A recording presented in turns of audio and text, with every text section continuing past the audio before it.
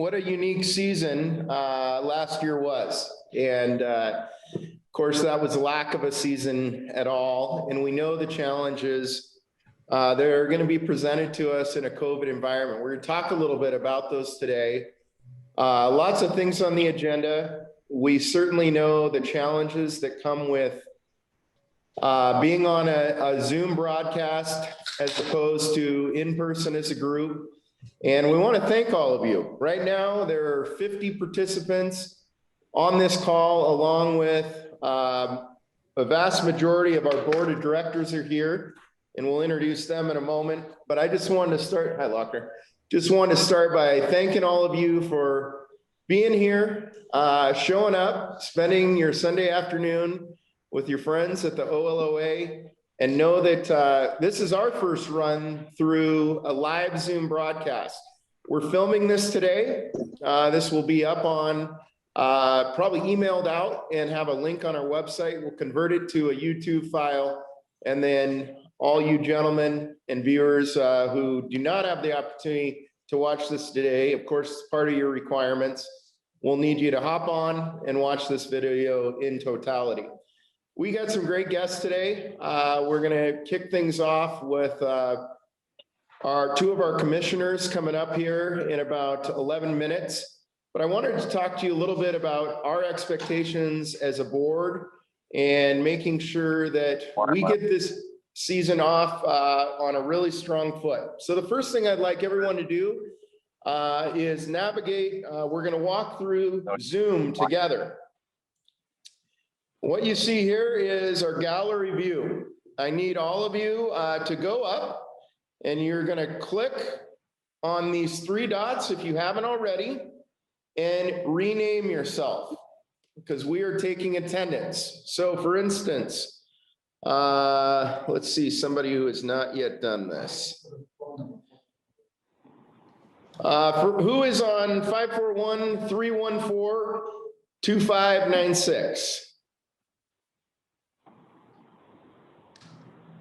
That would be me. Mike. Mike who? Bozeman. Of course it is. Good to see you, Bozeman. If you would, you go up, rename yourself. And this helps, I can't on my phone. We got you. Dialed in. This will help our attendance. Russell's going to be taking attendance today and throughout the day. Part of our commitment to the OHSLA and of course our board commitment is that we track our officials being present throughout this meeting. And so we're going to ask that you all keep your cameras on throughout duration. And the second thing we need you to do is go up to this next button. And let's see somebody who is not on mute yet. We will go Mr. Poole. So I will click and I'll have Craig do it. He'll go up and mute himself. We have no problem with people coming in, chiming in, asking questions, but we are going to get feedback with this many people if multiple people are off of mute at the same time. So I know the Zoom platform is a very comfortable platform for many of us, but there are people on this call that have not yet had the opportunity to be operating in the Zoom platform.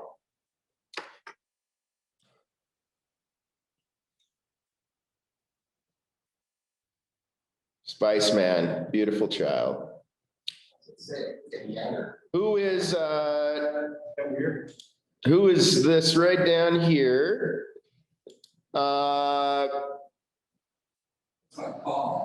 Is this Paul?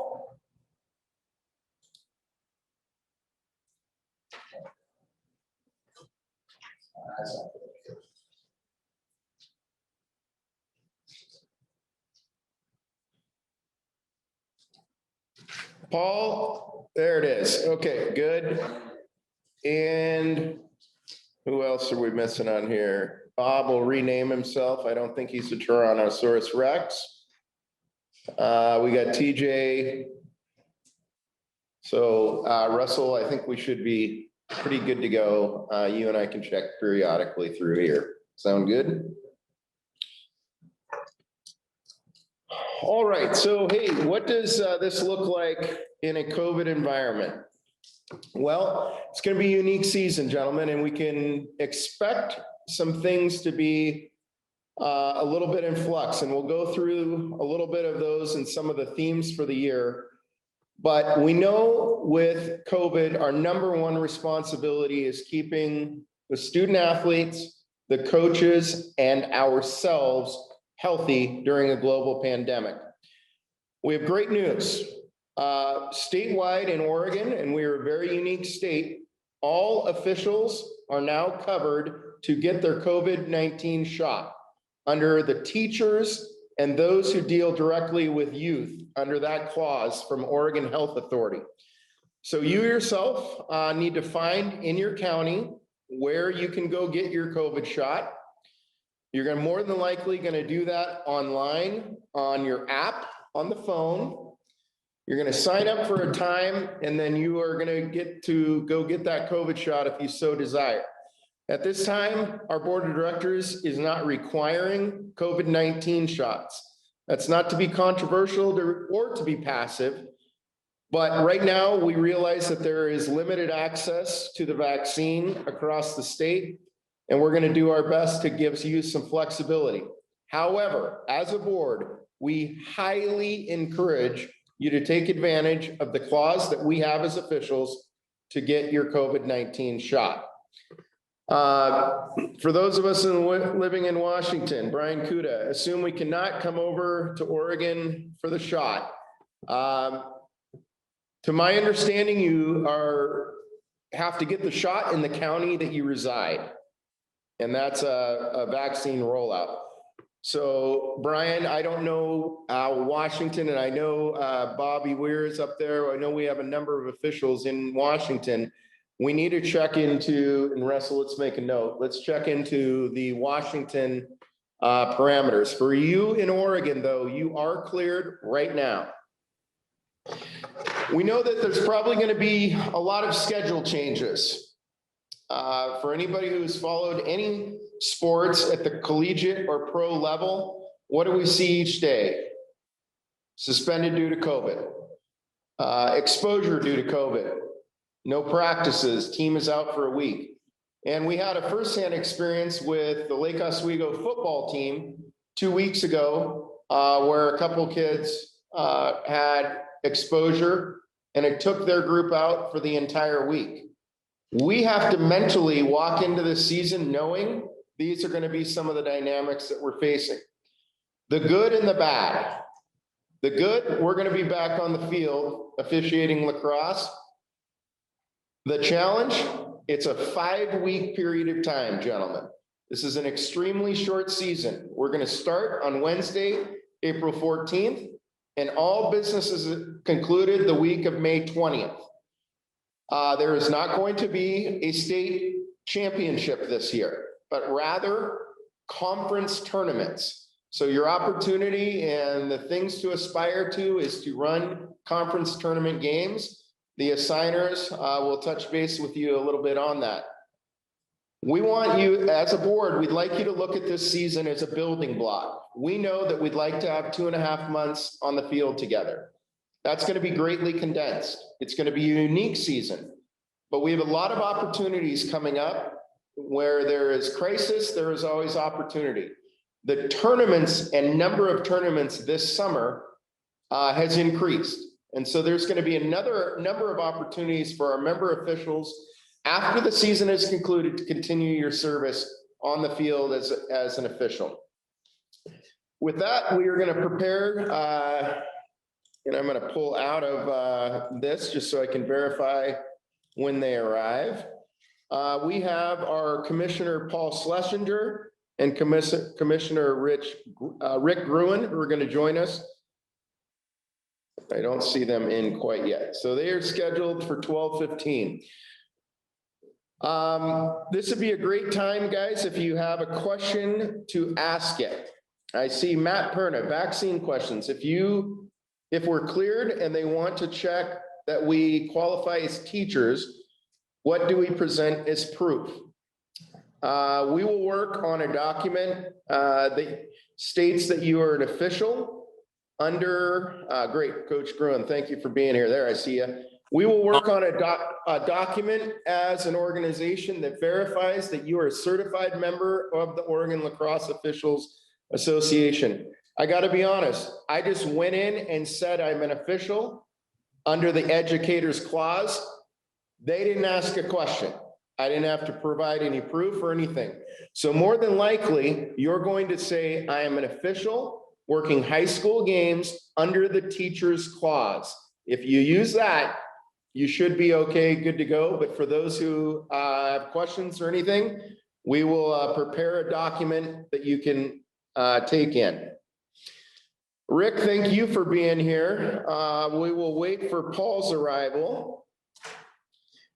Brian, can we expect mechanic changes due to COVID, i.e. face-off procedure? We are going to get into all the changes, gentlemen, for the year ahead in the rules interpretation section through Secretary Russell Dean. So yes, we will address all of those things on safety protocols.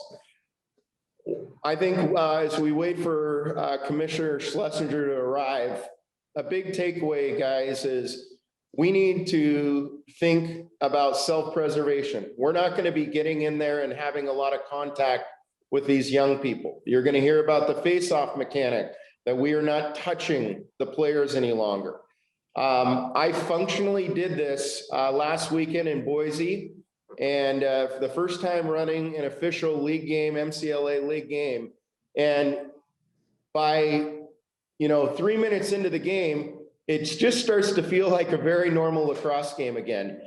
What we're not doing is patting the kids on the back. We're not shaking hands for the face-off. We're placing the ball down and we're moving out of that area. We need to make sure that you as officials are protected and safe, but we also have a partner responsibility back to the OHSLA that we equally take the sanitizing and social distancing and wearing a mask seriously. So the first question I was asked right away, Hoffert, are we wearing masks on the field? The answer is yes. During live ball play, you can pull the mask down so you are breathing out of your mouth while running. The moment that the play is done, you will pull up. Once a whistle is blown, you will pull up your mask for any address and the like thereafter. Should you get in a situation where you are in the middle of a scrum and you can't get yourself out of there, pull your mask up. It's going to be a perception issue. We know, and I'm sure Commissioner Gruen will address this. This is not going to be a perfect science, but what we have to do is genuinely do the best we can to comply to the mandates we've been provided both by the Oregon Health Authority as well as the OHSLA.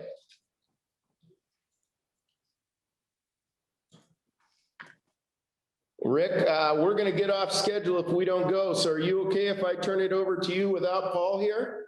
Tom, I'm here. Oh, where is he? There you go. I'm the one waving at you, Tom. There he is. Commissioner Schlesinger, Commissioner Gruen, it's a pleasure to have both of you gentlemen on this call today. This serves as our kickoff event for our member officials. As we start our year, certainly all of the gentlemen realize it's going to be a unique year. Without the work of Paul and Rick, we would not have had a season team. So with that, I'm going to turn it over to you gentlemen to provide us an address, and thank you so much for making sure we have a season. Thank you. Thanks, Tom. I'll make my comments brief. Tom, you hit pretty much on most of what I was going to say, and I'm sure it'll weave through the rest of your commentary through your meeting. 2020. I think about the only thing that I enjoyed about 2020 was that a year or so ago, we all got to meet in person.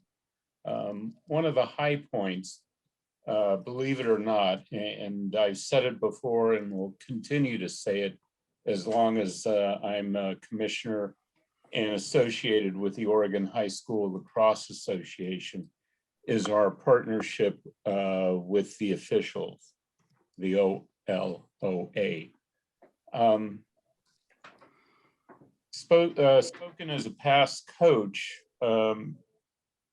at that time, I wasn't always sure if the relationship with the officials was as great as I would. There were times when voices were raised on certain calls and all of that. And yet, as I got involved as an assistant commissioner and now the commissioner, this relationship means a lot to me, means a lot to the OHSLA. As I've said before and will continue to say, we don't exist without you, and vice versa. This is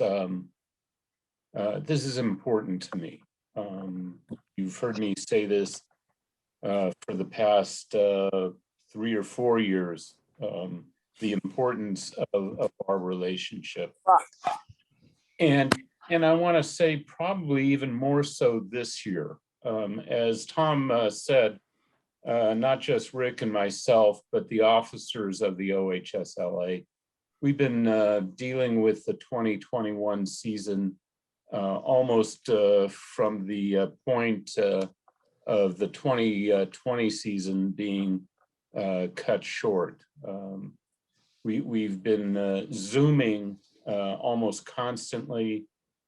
We've had discussions with the OSAA, US Lacrosse, OHA, the governor's office, and pretty much anybody else that had something to say on how the 2021 high school sports games were either going to be played, how they were going to be played, and the safety of the student athletes, the coaches, as important, the officials. Tom has been party to a majority of our Zoom meetings, and without Tom's input, along with others, we would be at a deficit on our planning for the 2021 season. So I appreciate, the league appreciates the time being spent to hopefully ensure safety and science based on this strange season that we're about to embark on. So appreciation, thanks, and all the above for this important relationship. As Tom said, it's an extremely shortened season, but it is a season. We start roughly April 3rd and go through end of May. We're tied with what the OSAA has said on sports this year, and we're basically in what is season 3 with that. One point that I do want to say, as Tom brought it up, dealing with masks, we have instructed, based on OHA and others, the science of playing the game during COVID-19. We've instructed coaches and players that once they are on the field, they will be wearing masks, that the protocols that we've had in the past are changed. Lining up pre-game ain't gonna happen. High fives, handshakes, elbow bumps, on and on and on. Unfortunately, being part of the game, isn't going to be part of the game this year. It takes a bit out of the game, but the game's going to be played.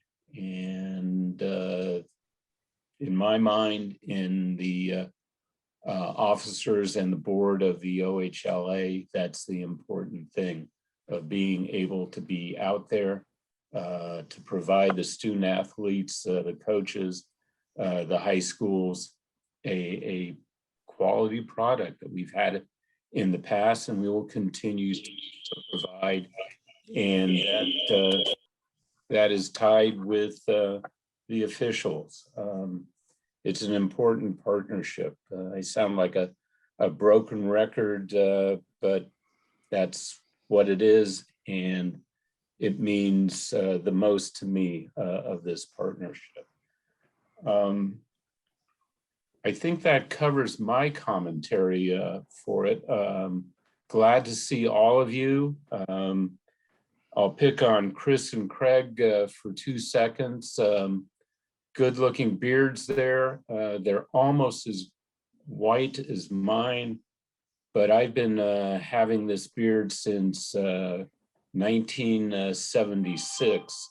So I've had a lot of work on the growth of beards. But Craig, you're looking good out there.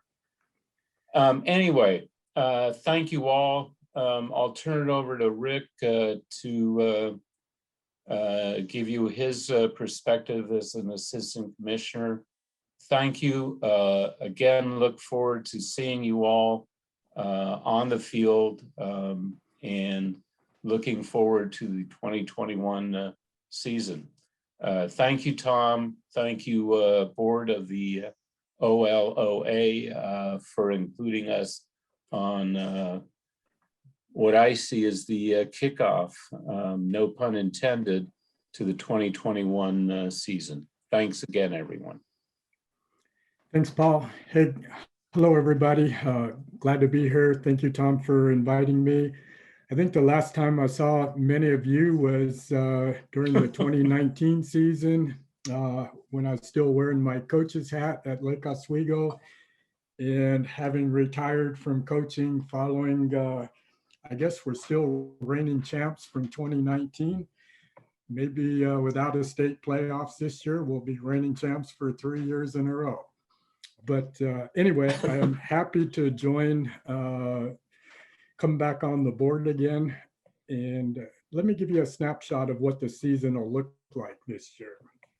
As Commissioner mentioned, we kick off season 3, April 5th through April 13th is what we're calling our preseason.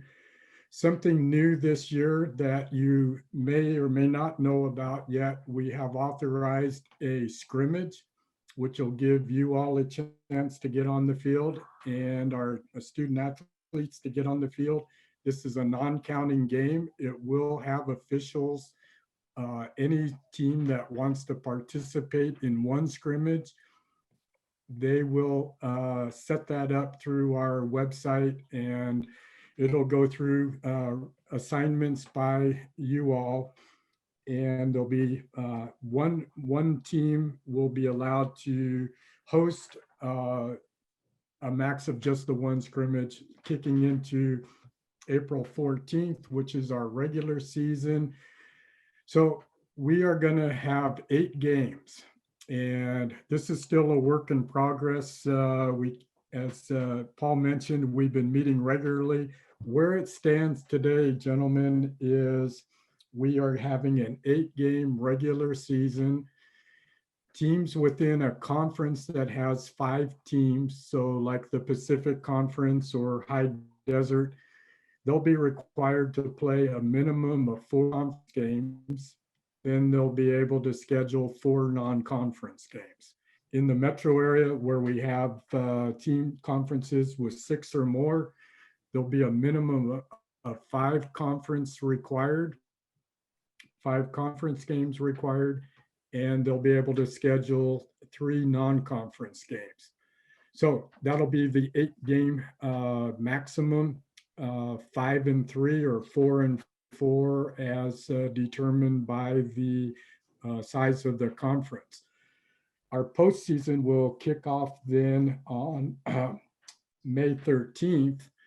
What we're going to be doing, again, this could all change, but as of today, our 5 metro area conferences will take part in a regional playoff.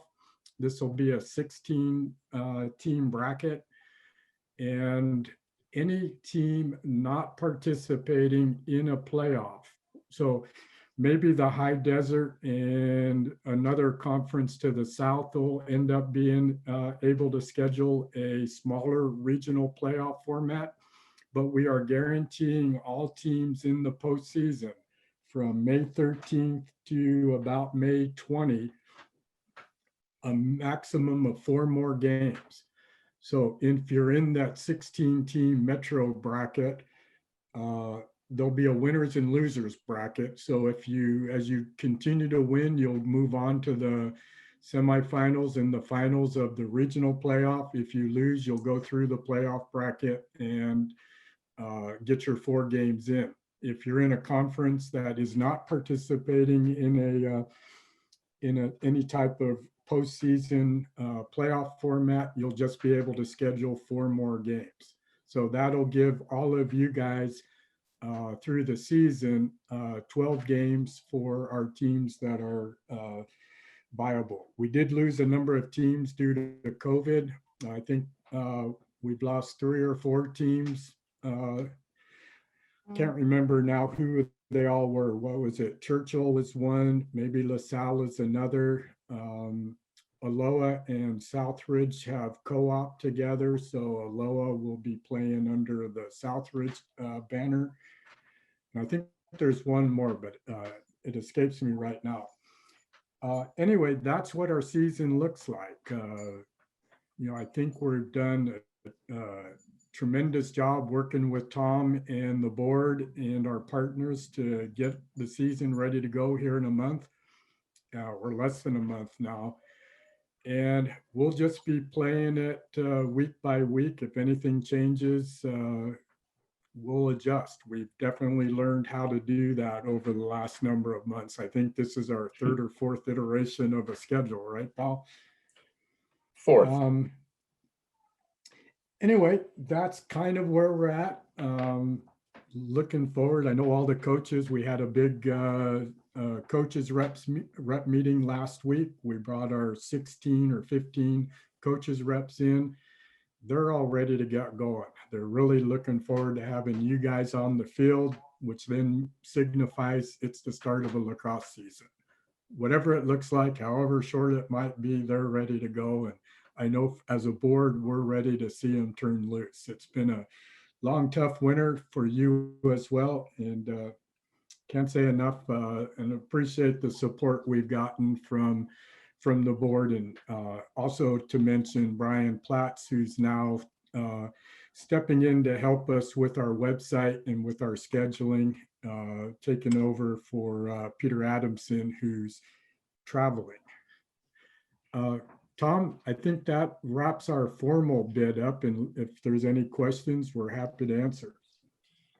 Well, Rick and Paul, on behalf of the officials, just know this doesn't happen without you two and your board doing some pretty special work. It was not, and I appreciate being able to sit in on those meetings. I think it's very important that our member officials really recognize the amount of work that you two have done. Neither of you received paychecks for this. This is done out of servant leadership.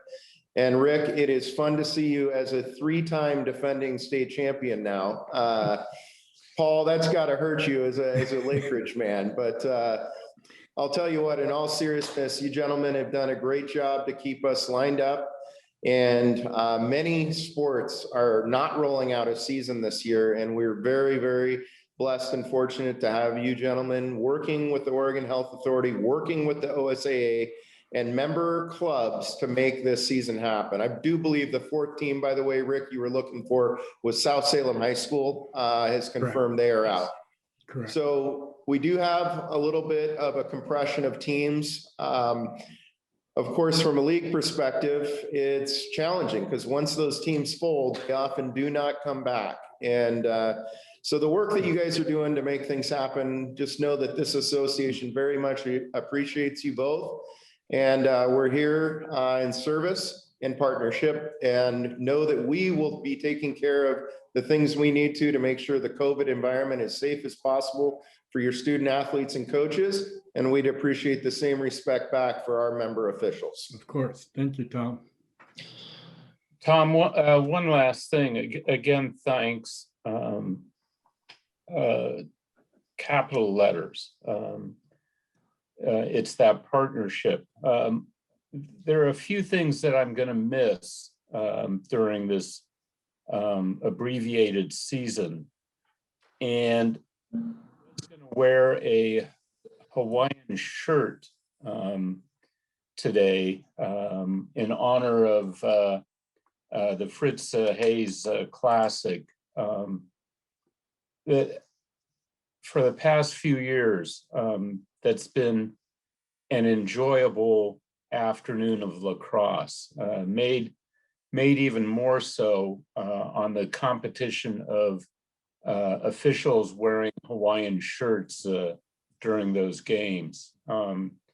I jokingly said that instead of the zebra stripes that are at our regular games, that maybe we should design Hawaiian shirts along with the Aloha spirit and the spirit of that day, honoring Fritz's work and everything that he put on the field for the OLOA and the OHSLA. It goes for noting that what you all do, I cannot say enough. And if I sound like a broken record, so be it. The partnership between our two associations are rock solid. And from the vantage point of the OHSLA board officers, again, much appreciated, made even more so with the season that we're excited about, shortened as is, but moving forward. So again, Tom and your board, much appreciate all that you do for the student athletes and the association. Thank you. Well, it's our honor. Thank you, gentlemen, both. You're certainly welcome to stay on this call as long as you want, or even come back. We are going to have some very special guests you will recognize later in the program. So hang around or come back later, either way.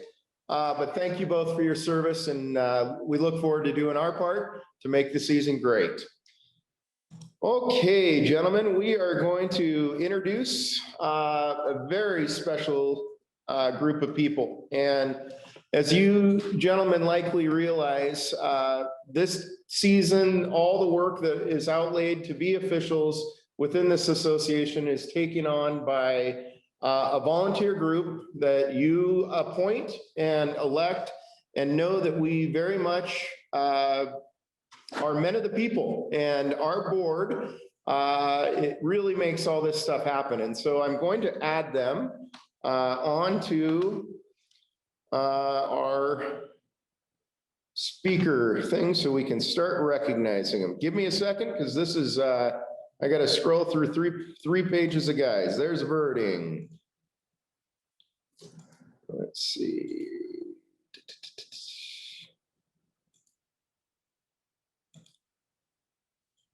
There's Dr. Chesar.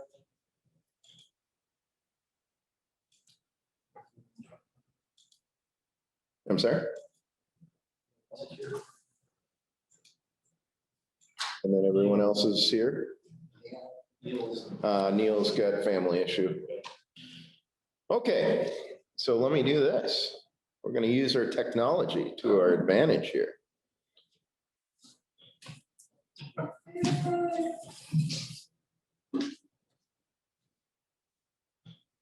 Watch this.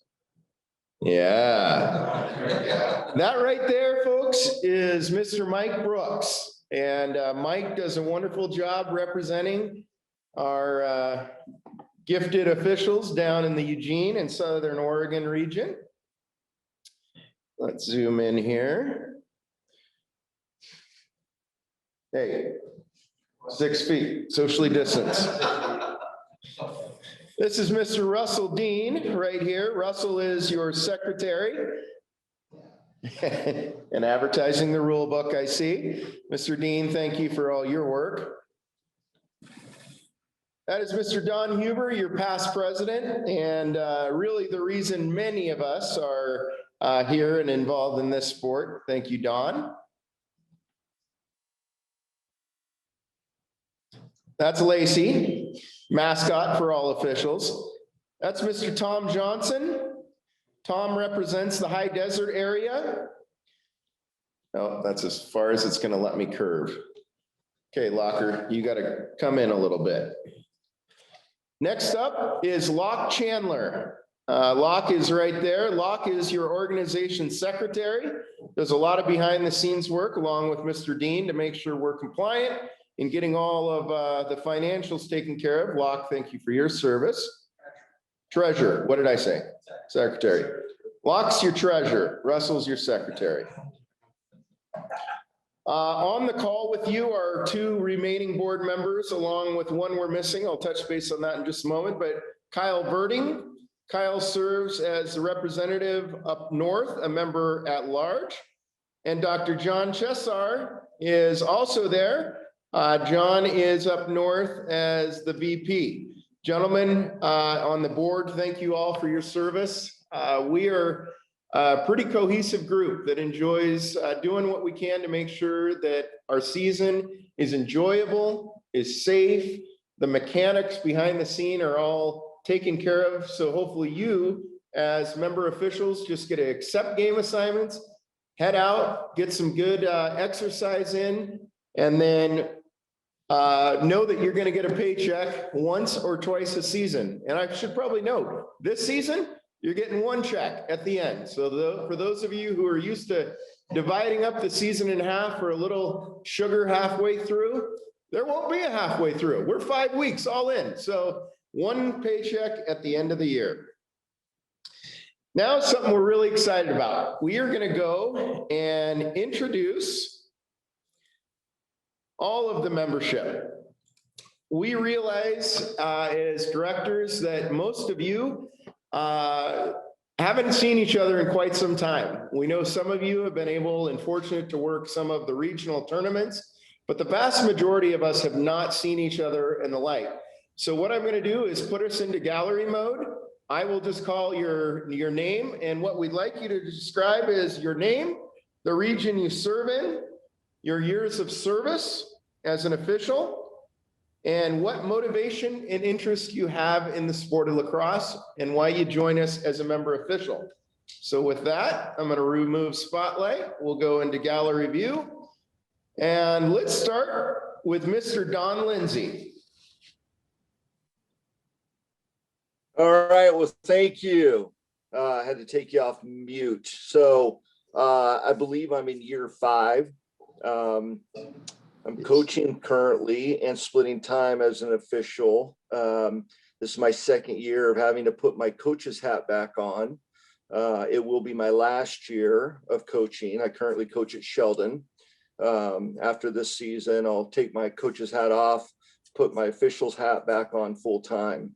Why did I come over to officiating lacrosse officiating? Because I love the sport.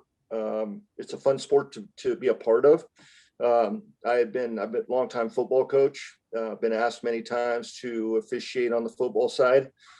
And I chose the Lacrosse Officials Association primarily because of the brotherhood. When I reached out, originally got Mike Wadsworth. Mike got me in touch with Don and Tom, and then Craig Poole. I just got this real feeling like it was a brotherhood, that there was no hierarchy. Didn't matter how long I'd done it or as a little, or the middle of time I'd done it, they accepted me with open arms, and that's the reason I'm a part of the group. So love the sport, want to continue to grow it, and happy to be a part of it. Thanks, Don. And we look forward to having you back in stripes next year, but Don's pretty humble. He really helped Sheldon get through a time. His son was a student athlete there, and fantastic field presence. We look forward to having you back, Don. Mr. Chris Davis. I started in, I think, 09 was my first year. So I had a couple times when I was on the road and only worked a couple of games, but I came to lacrosse with zero knowledge of it. Paul Hupp, I was doing a football game with him, and he had his honor the game bag. And so I started talking to Paul and thought, well, geez, I'll give it a try. Since falling in love with the game, I've always been passionate about football since I was a little kid, but I've become more passionate about lacrosse. It's just a fun time out there on the field. The fellowship of officials really is the same in both sports. It's that camaraderie. I think coaches have that camaraderie, but like we go over to Central Oregon or wherever, and the tournaments that we do, we have a good time, and we're all talking the same language. So it's just great, and glad to be back. We've started football, and I'm ready for lacrosse. Chris, great to have you back. And as Mr. Huber would like to say, you look better without the beads in your beard. Okay, Mr. Devin Bentz.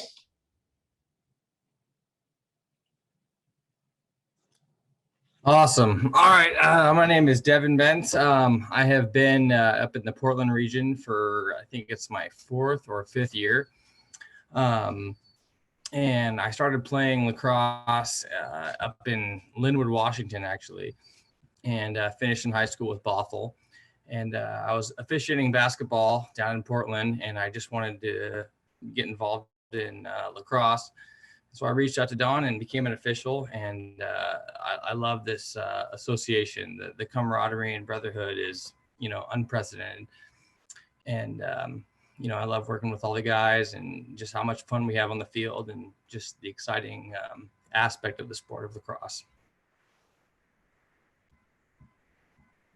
Great to have you as always, Devin. I appreciate you being here today. Let's go to Mike Bozeman. Mike, are you able to unmute on the cell phone?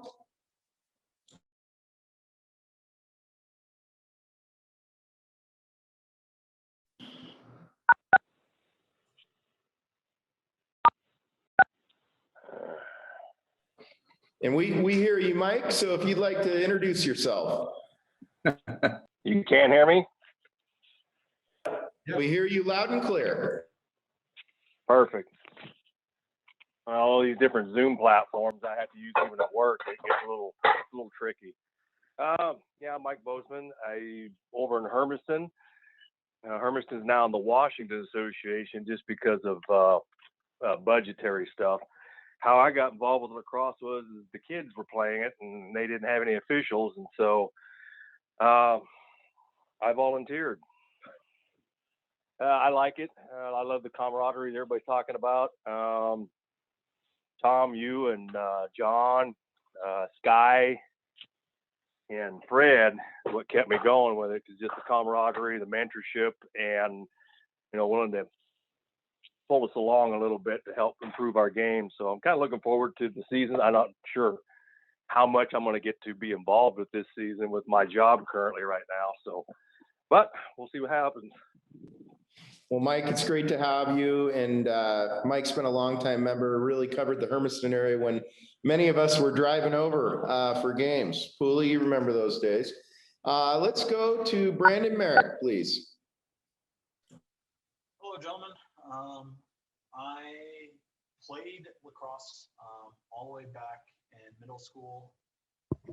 And I remember explicitly Dawn being at some of my games, and I got finished up college and I wanted to get back involved in the game, and I remember reaching out and Dawn immediately got there, and I knew that I was in the right place, as everybody else has already said.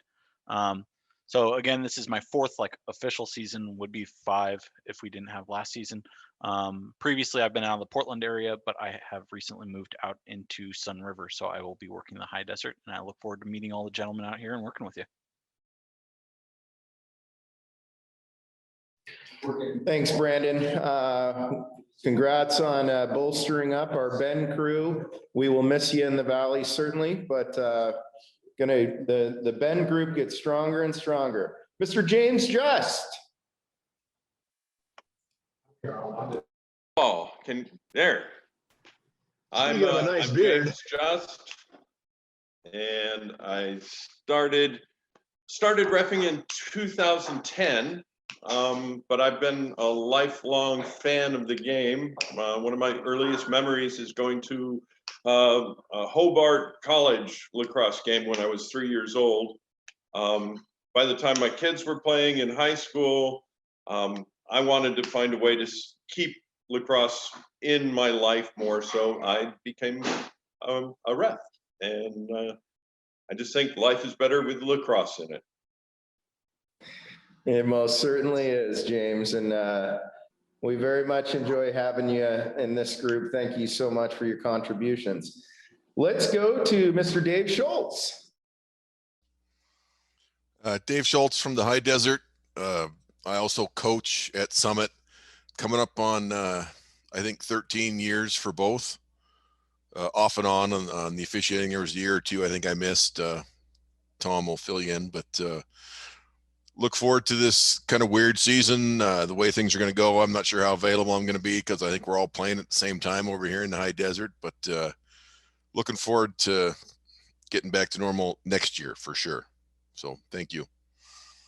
Thank you, Dave. And like Don, Dave serves an important role as a teacher and a coach on a great team Summit over there in the High Desert. And Dave, whenever we were just talking about this last night, Johnson and I, whenever you're ready to hang up that whistle, we got a smaller whistle for you here with the officials. We'd love to have you full time. How about Mr. James Strohecker? Stro, welcome to Oregon, my man. Well, hi, everybody. See, I even took notes. See, I'm a note taker.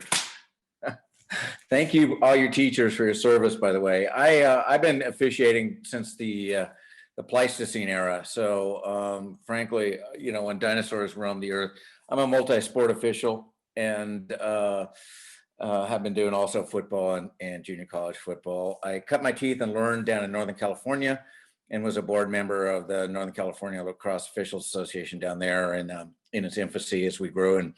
And I'm a certified trainer and been lucky enough to help Don with his classes and see some of the great emerging officials that we have in our system.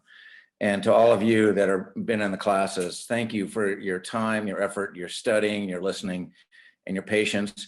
And the reason why I'm here, I just wanted to work with Hoff and Huber. So that's why I'm here. Okay, Stro. In all seriousness, when you bring a veteran in to a community like Strohecker, how lucky are we? I think Akujo the same way last year. It is just wonderful to bring that talent in. And James jumped right in and helped with rookie training. And that is true servant leadership. And we really appreciate having a guy like James here. And quick way to get in with the group, volunteer to teach. We love it. Thank you, sir.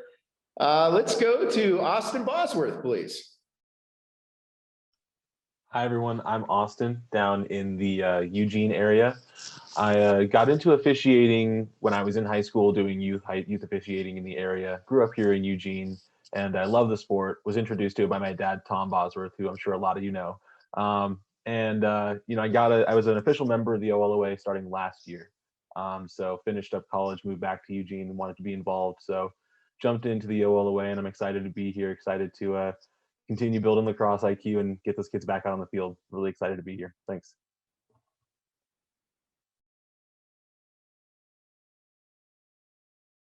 All right, Mr. Boz. Next up, Mr. Craig Poole.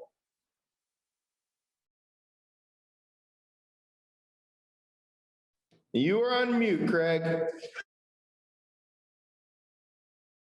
There we go. Got involved in lacrosse when my son started the program at South Salem. So sad to hear about them passing out for a year, but love doing the game.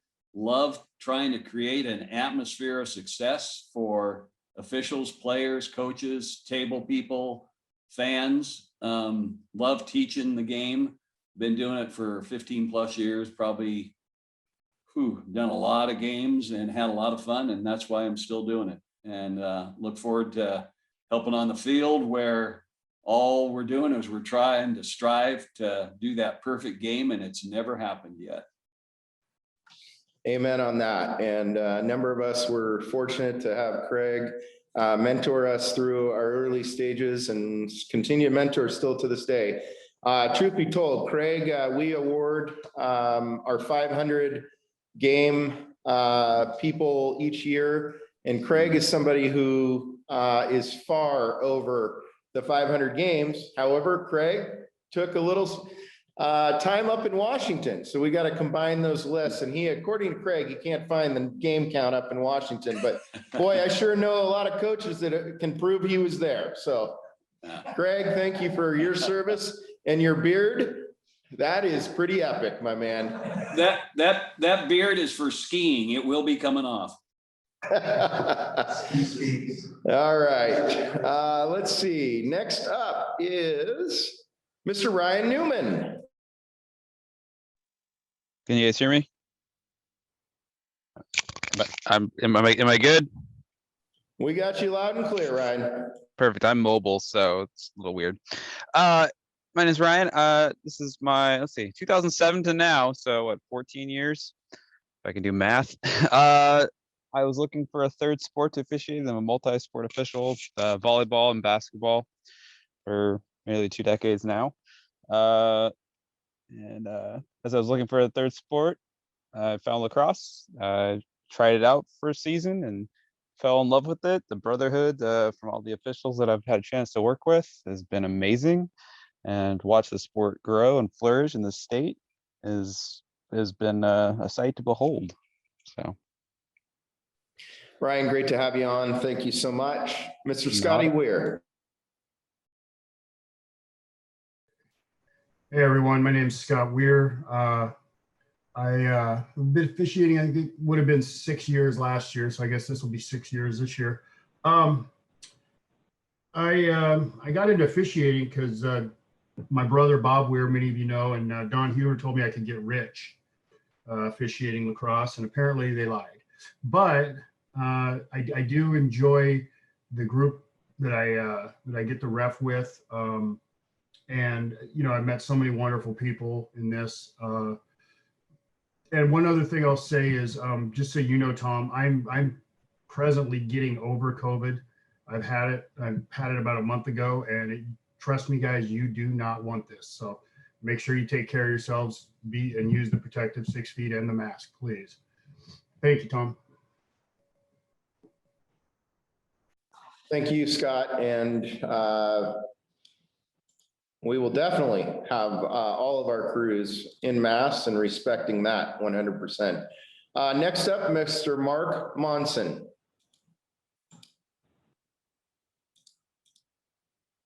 You're on, Mark.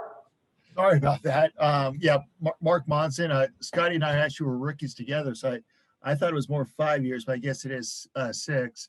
Up in the Portland area, the reason I got into lacrosse is I have 2 stepsons that play, and I wanted to make sure that they could continue to play, and I wanted to get to know the sport a little bit, and I continue to officiate because it's a great game and a great bunch of people to work with, and I've had a lot of fun with it.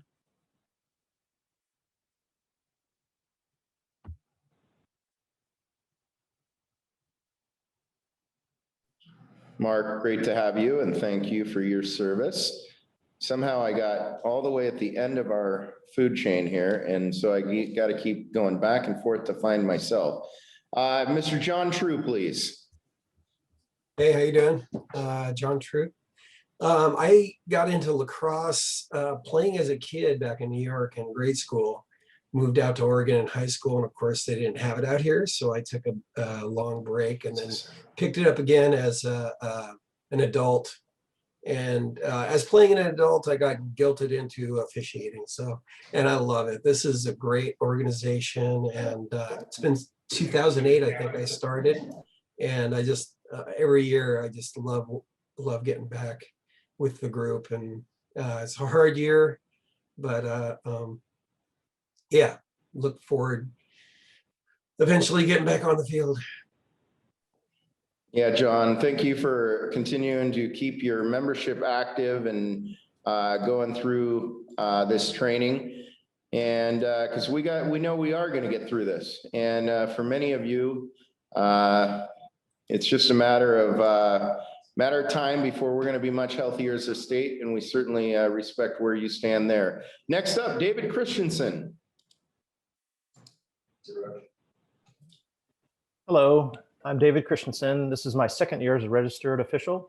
Hopefully the first of many seasons that I'll be on the field. I'm in the Portland area. I also normally work in Camas, and so I had plans to do some Clark County games as well. We'll see how that works with the scheduling.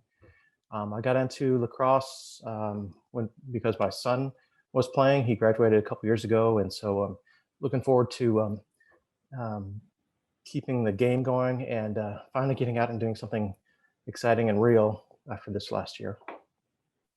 It's great to have you join us, David, and look forward to seeing you on the field this season. Derek Scroggin.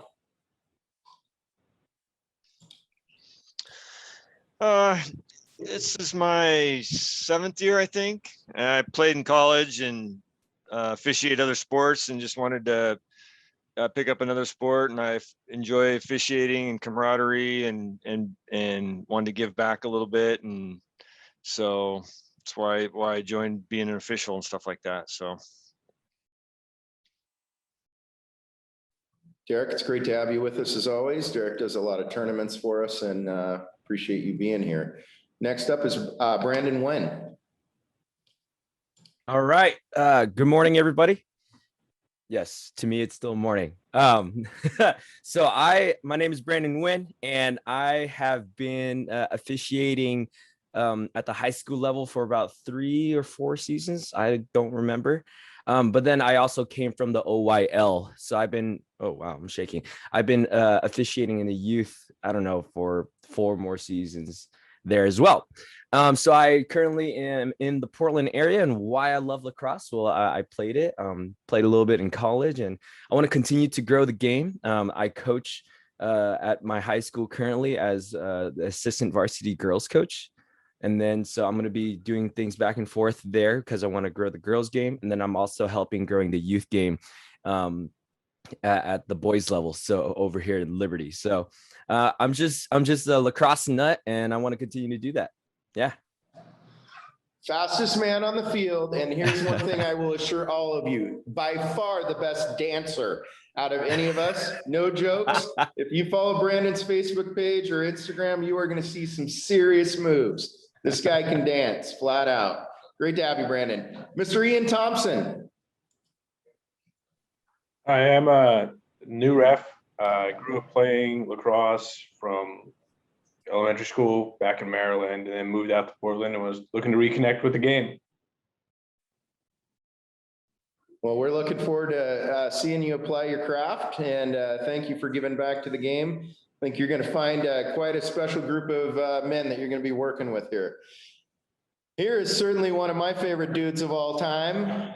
Ladies and gentlemen, our own Patrick Brittenham. Hey, hi, gentlemen. I'm Patrick Brittenham, and I've been reffing since 2010. By walking into the wrong room, and Don Huber wouldn't let me leave. And I've enjoyed all of it throughout my, however many years that is. I don't teach math. But I'm just looking forward to getting back out on the field. And I really don't know what this looks like as a teacher to have all your faces showing. I'm a little freaked out right now. All I get is letters. Yeah, Patrick, great to see you here. Thank you for jumping on the call. The fastest rising meteor in the association, John Bongiorno. Let me get unmuted here. John Bongiorno, I'm in the Eugene area. After about probably 15 years of coaching at high school and college, and politely suggesting that officials should be better, I decided to put my money where my mouth was and become one. So it's been great to be welcomed so warmly by everyone after possibly harassing some of you for a long time. But yeah, I love the camaraderie, love the teamwork. Looking forward to this season. I think this is year 4 or 5. I was told there would be no math. So, but anyway, yeah, I'm glad to be here and looking forward to this year, as abbreviated as it is.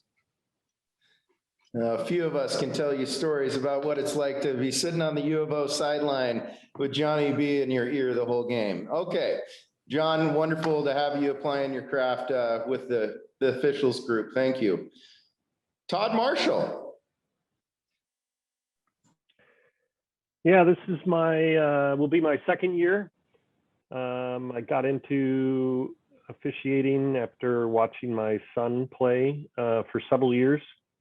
And as others have commented, the camaraderie and the training from the veterans is phenomenal.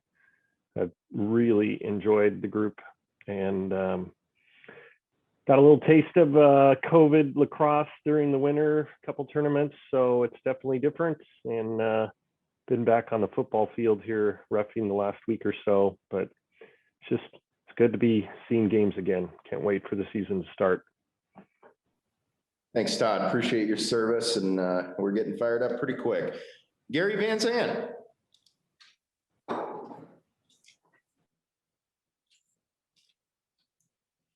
Gary, are you with us? You're muted if you're talking. If you are not on, we can circle back. Okay, Mr. Albin. Ken, you are up. All righty. Well, hi, everybody, from the Tri-Cities, Washington. And I've been doing this shtick for probably about 8 or 9 years. Started out as a soccer referee, been for about 20 years. And then I got roped into starting lacrosse officiating because there was a shortage in the Tri-Cities. And then I ran into a guy named Mike Bozeman who said, hey, we got games at Hood River. We really need an official. And that's how I got involved with Oloa. And it's the best thing that ever happened to me. You guys are fantastic. I love the camaraderie. Love kissing Cheshire every time I see him and giving Don a big hug, and wouldn't miss it for the world. I wish I had a second home in Portland so I could do more games with you all, but look forward to those treks to Hood River and Sally and down to Bend. So good luck, everybody. Have a great season. As Scotty said, beware COVID. COVID is something not to screw around with. It is something nasty. So thank you. Thank you, Ken. And Gary Van Zandt has informed us that he, if you check your chat, you can hear a lot more about Gary, but great to have Gary relocating up here to Oregon out of the California market. So check out a little bit about him, and we'll look forward to seeing you, Gary, on the field in short order. Michael. Hey everyone, my name is Michael Buisson. I'm in Central Oregon. I signed up last year to ref and got to do one scrimmage the day before everything went to shit. It was fun, definitely a lot of mechanics to work on, but I've been playing since I was little. I coached at Oloa where I played and refed and everything. Love the sport, that's why I'm here, and really looking forward to all of this. Yeah. Great to have you, Michael. Thanks for hanging in there. We're glad you got a touch of it in one scrimmage, and we're going to give you hopefully a lot more this year. Next up is Aaron Carroll. Hello, everybody. Kind of the same situation. Tried to get involved in this last year and got put on freeze because of COVID, but 20-year football official, and the Salem group kind of kept asking me if I wanted to do lacrosse, and figured what the hell, give it a try. So here I am, and so far some of you that I met have enjoyed the camaraderie, and looking forward to working with you all. Thanks, Aaron. Very skilled football official coming over to the sport. There's just some natural congruency occurs when you are officiating other sports. Much easier to jump into a new sport with that background. Next up is Jack Shun. Hi, my name is Jack. I played lacrosse from about, I think, 5th grade until supposed to be last year, but COVID shut down our season.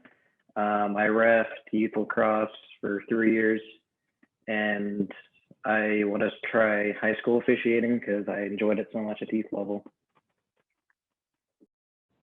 Great to have you, Jack. I remember you as a youth official. I thought you were awesome then. Can't wait to see what you can do now up in the high school level. Great to have you with us. Jack was always one of our officials over at Sally, so I'm glad to see that he stepped up to join us. Welcome, Jack. Next up is the triumphant return of Nick David. Hey, thank you, gents. Hey, obviously, I've been out of the officiating ranks of lacrosse for about, it's been 6 years. 2014 was my last season. Went down and did football officiating since 2004. So I've got that background, but I did do 2 years of lacrosse and came back and talked to Neil and a couple of the guys in the Salem football officiating and wanted to get back into lacrosse just to figure out, give me something else to do, I guess. And good to see you, Tom. I look forward to getting over to Sally again and doing that tournament and working the season and relearning the craft here. It's great to have you back, Nick, very much. Next up is Matt Perna. Howdy, y'all. I ref in the Portland area. I've been doing it with Oloa since, I think, 2016. I've been playing the game of lacrosse off and on for about 20 years, and I've had my beard nearly as long as that, COVID aside. And I'm looking really forward to getting back into the season. I got into it because I just wanted to, be part of the game and, more than just the occasional pickup game. And I love working with an organization of guys who are serious and passionate about the game and, really want to make this, an opportunity for the kids who get to play with us. So I'm excited that we're kicking back off again. I missed it last year. Thanks so much. Next up, Sporty Spice. Thank you, Tom. My name is George Spicer. I currently live in Eugene, Oregon. I service the Eugene area in the valley here. I started officiating lacrosse in the 2011 season. So this will be my 10th or 11th season, depending on how you count last year. I see my interest in lacrosse started in 8th grade when I got cut from the baseball team. Played lacrosse ever since then. I was a captain of the team at Glencoe in the Hillsboro, Portland area, and then played some club college ball, and then helped coach for the South Eugene Axemen, and started officiating right after that. So I'm looking forward to this year and giving back to a sport that's given me so much, life skills, keep me out of trouble. So I hopefully any way I can support teams and kids doing the same. So looking forward to seeing you all out there. Thank you, George. Appreciate what you do. Next up, Joshua Simpson. Hello, gentlemen. I'm over here in Newburgh studying at George Fox, but I'm with the Salem group. I did a couple of years youth lacrosse with the Washington Association. I played high school at Hermiston High School, and I just love the game. So I'm happy to be here for my first official season of reffing high school lacrosse. It's great to have you. A little infusion of youth. We love that. Speaking of youthful and beauty, John Chesar.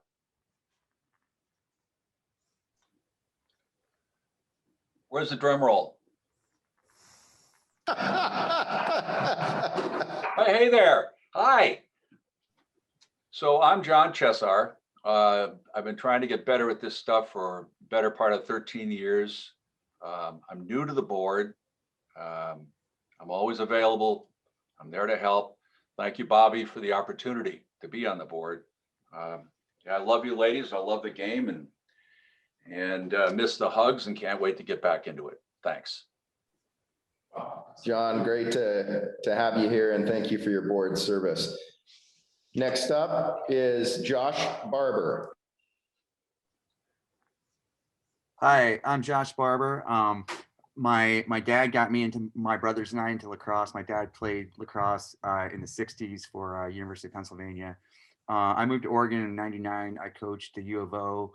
I was the head coach at U of O for 6 years, and then I coached Marist with Bongiorno and Kyle Verding for 2 years. I stepped out of coaching when my kids were born, but then in 2014 I got back into it, and now both my kids are pretty passionate about lacrosse, and I couldn't be happier to get started again. Great work, Coach. Josh, very skilled coach as well, as you mentioned, and love bringing that perspective to the game. Mr. Mike Paul.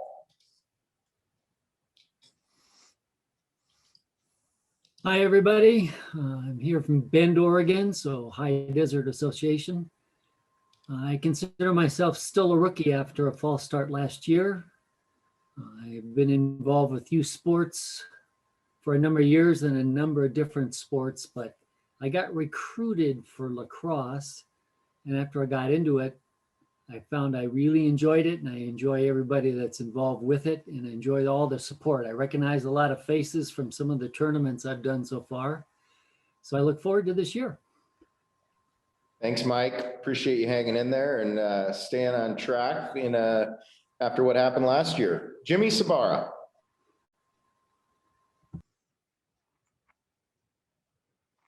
There we go. Hey, I'm Jim Sabara. Playing lacrosse my whole life since I was 7. Played at University of Maryland. Got into reffing around 2015. And it's just been super rewarding running with all these guys. Super fun. Love being on the field and just learning all the nuances of the game. Thank you, Jimmy. Pretty humble. Jim played at that Maryland, if you're wondering. Next up, Mr. Brian Kuda. Hey guys, Brian Cookta here. This is I was a rookie with Brandon Nguyen 4 years ago, so this will be my 3rd full season. I'm another dad who fell in love with the game after this little guy graduated, decided to turn it on into reffing. And yeah, on the camaraderie side, I got to give a shout out to Bobby Ware and Craig Lyons for putting up with questions from the table from me for 4 years before I picked up the stripes and actually started to try to be a student of the game. And also a shout out to a rookie ref we'll be introduced to shortly here, fellow Zag from 1986, Tom Carney. Welcome to the club, bud. Glad you're here. How could I miss that opportunity? Let's skip ahead to Mr. Tom Carney. Hard to follow a guy like Brian Kunta, but I'll give it a try. I'm out of the Portland area. My son played lacrosse from 4th grade and finished his 4th varsity year at Lincoln last year, unfortunately with no season. And I was part of the board at Lincoln and very involved in the youth program. And I thought this seemed like a perfect next step since I've been calling games from the sidelines for you officials. I thought I'd better step over the line and put my money where my mouth is and take the next step in my evolution of the game that I love. Wish we had it when I was growing up here in Portland, because baseball in Portland sucks in the spring, but this is a great sport in the spring. So looking forward to it in my rookie year. Thanks for joining us. Your commentary was appreciated. We'll enjoy it more now that you got stripes on. Mr. Craig Lyons. Hello, gentlemen. I'm Craig Lyons. I'm in Southwest Washington. I think I started in 2008. Thanks to the fact that I went out to my mailbox one day and the great Bob Weir was delivering my mail, and we recognized each other from playing together years ago, and he recruited me to do this, and I've been having a blast with it ever since. Love growing the game, love being part of the team, so thanks for having me. Yeah, wonderful to have an East Coast transplant and Alaska transplant here in Oregon. Craig, always a pleasure to work with you. Next up is Dave Shireman. Folks, I'm Dave Shireman. I'm in the Portland area. Got involved with lacrosse after watching my 2 sons play 3rd grade through high school, and actually the younger one's still going at it in college. So I'm another one of last year's potential rookies, I guess now rookie year 2. Looking forward to actually getting on the field and giving it a try. Thanks for hanging in there, Dave. We appreciate it. And next up is Mr. Robert Auerbach. Howdy, I'm Robert Auerbach, and I'm down in Ashland, which is the southern frontier of Oregon lacrosse, trying to help grow the youth game down here.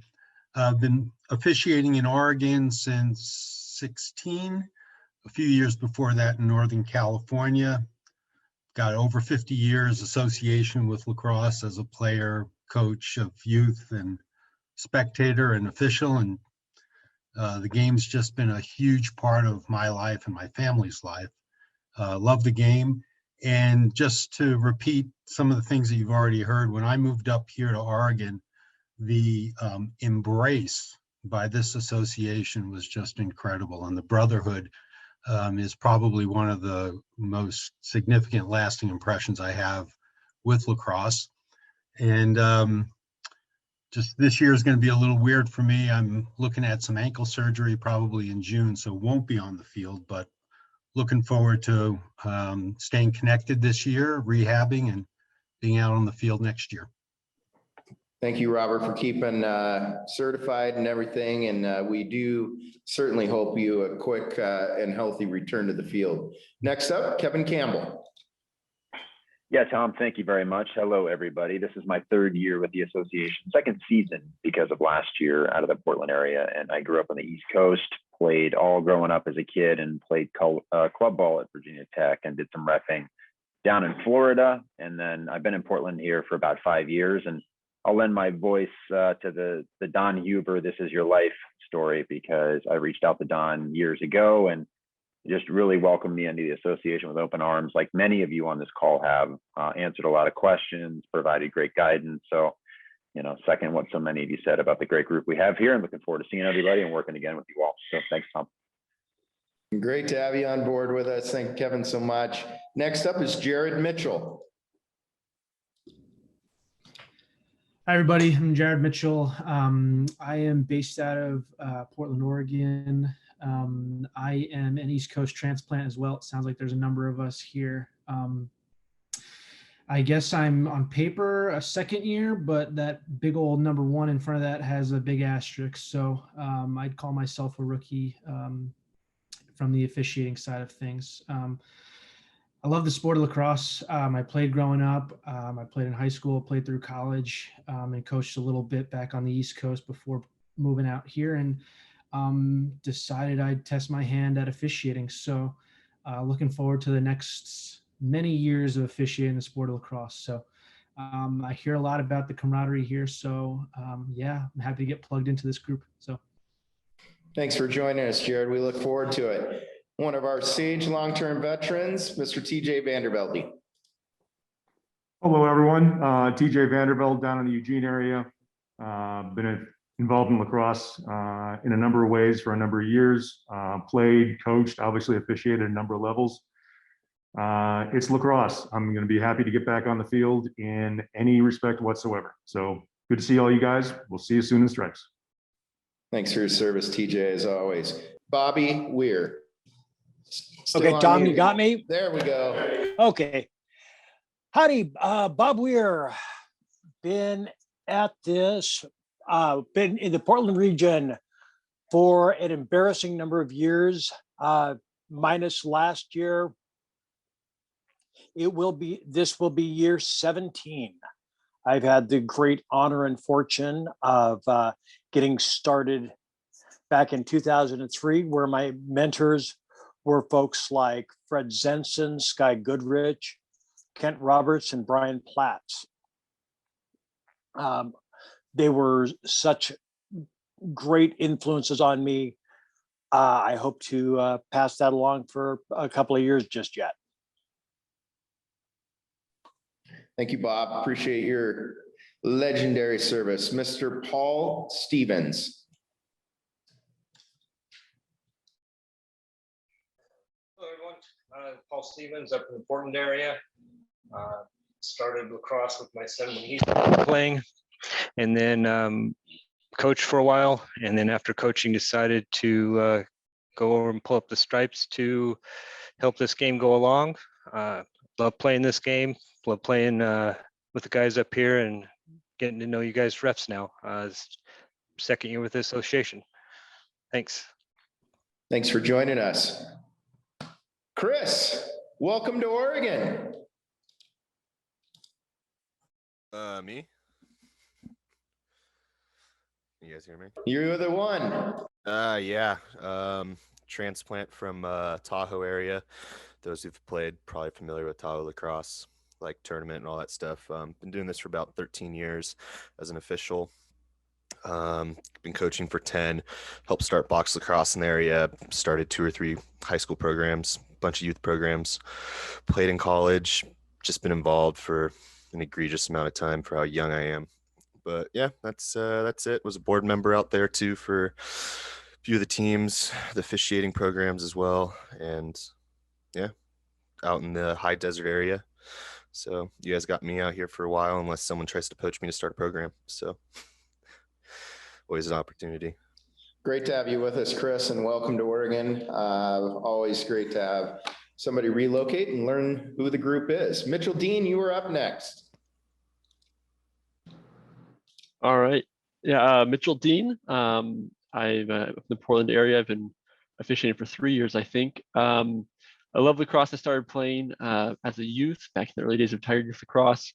Somewhere in those years of playing, Rustin decided he wanted to embarrass me. And that's how my dad started officiating.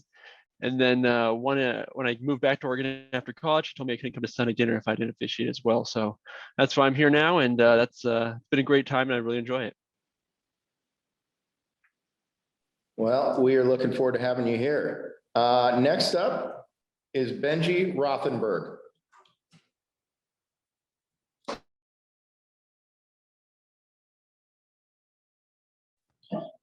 Benji, are you with us? Okay, no Benji. Did I miss anyone? I am certainly tried to navigate, but as you can, go ahead.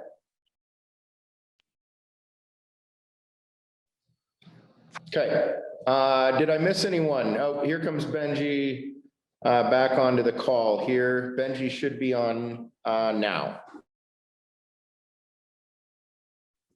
Benji, are you hearing us? Okay, Benji, we invite you to submit your information in the chat menu. Looks like we're having a hard time either hearing you or connecting with you. There he is. We just can't hear you, Benji. I see you, we can't hear you. We're gonna go to Beirut. Beirut, welcome to the meeting. Great to see you, sir. Thank you, sir. Beirut, we're doing an introduction of who you are, the region you're in, how long you've been officiating, and why you love the sport. Hey guys, can you hear me? We hear you loud and clear, Beirut. Mr. Don Huber, how are you, sir? Tom, how are you doing, guys? I've been doing lacrosse refereeing for, I would say, probably close to 10 years. My goal is to be one day like Don Hubert, and I keep doing it until they tell me, sir, you made a bad call.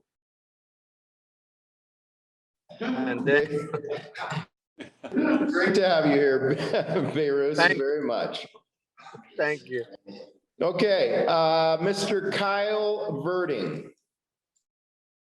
Hey guys, Kyle Verding here, board member from the Portland area. Gosh, 7 years, been doing this, but like a lot of guys, player, coach. So I realized during this season will mark my 20th straight season doing something on a lacrosse field in the state of Oregon. So really excited to get back out there. Let's see, yeah, what got me in was a really difficult one season coaching in college where I went, nope, I'm done. I don't need to coach anymore. And I walked away. So I coached youth for a long time, high school, as has been mentioned. And I'll say now, in retrospect, any Eugene area officials that decided to chirp at the Marist high school team we were an incredibly qualified coaching staff. When you consider we got Josh Barber, John Bongiorno, me, we had Jordan Fay, who used to be a member of our association, and then Mr. Bosworth over there, his dad was hanging with us on the sidelines. So, gentlemen, thank you very much. Looking forward to a good day. Thank you for your service, Kyle. And we're going to harken back to a little of your history here with one of our guest speakers pretty quick here. Next up on our OLOA board, Mr. Locke Chandler. All right, hey fellas, I've been, let's see, I'm in the Portland area. I live actually in Scappoose. I've been refereeing for coming up on 16 years, started back in 2000. Took a little break to go back to medical school and then started back up, refereed college for about 12 years. Taking a break last couple of years. So remember getting trained back in the time of Don Hubert and Fred Zinson back in what we call the pit at OES. Started also coaching after playing back east at one of the first 4 high schools with my co-player of our club team, Bill Rexford, at a Blanco High School. With the first 4 teams being OES, Westland, Lake Ridge, and Blanco. And so just also wanted to give back. And in 2000, Reggie Hammond said, we need refs. The limiting factor of growing this sport is really refs and coaches. And so Hammond was like, we need officials. And I was coaching at the time. And so sort of had to twist my arm to get me in, but I've enjoyed it and the camaraderie and sort of been a part of it. And this is my second tour on the board. So looking at that and going strong. So look forward to seeing you guys out there. Thank you, Locke, for keeping us financially straight and all the work that you do. Next up is Mr. Mike Brooks. Hello, everyone. It's an honor to be on the board here. I appreciate the confidence that you guys down in Southern Valley gave by appointing me. I've been officiating lacrosse for 9 years in football, basketball, and I've done baseball. But this is totally different than any other sport. The camaraderie that we have here just makes me want to come back every year, and I'm just happy to be giving back.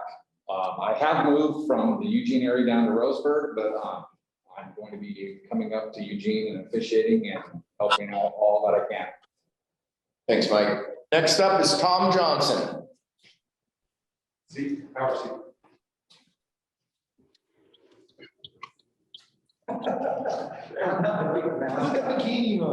There you go. Hello, everybody.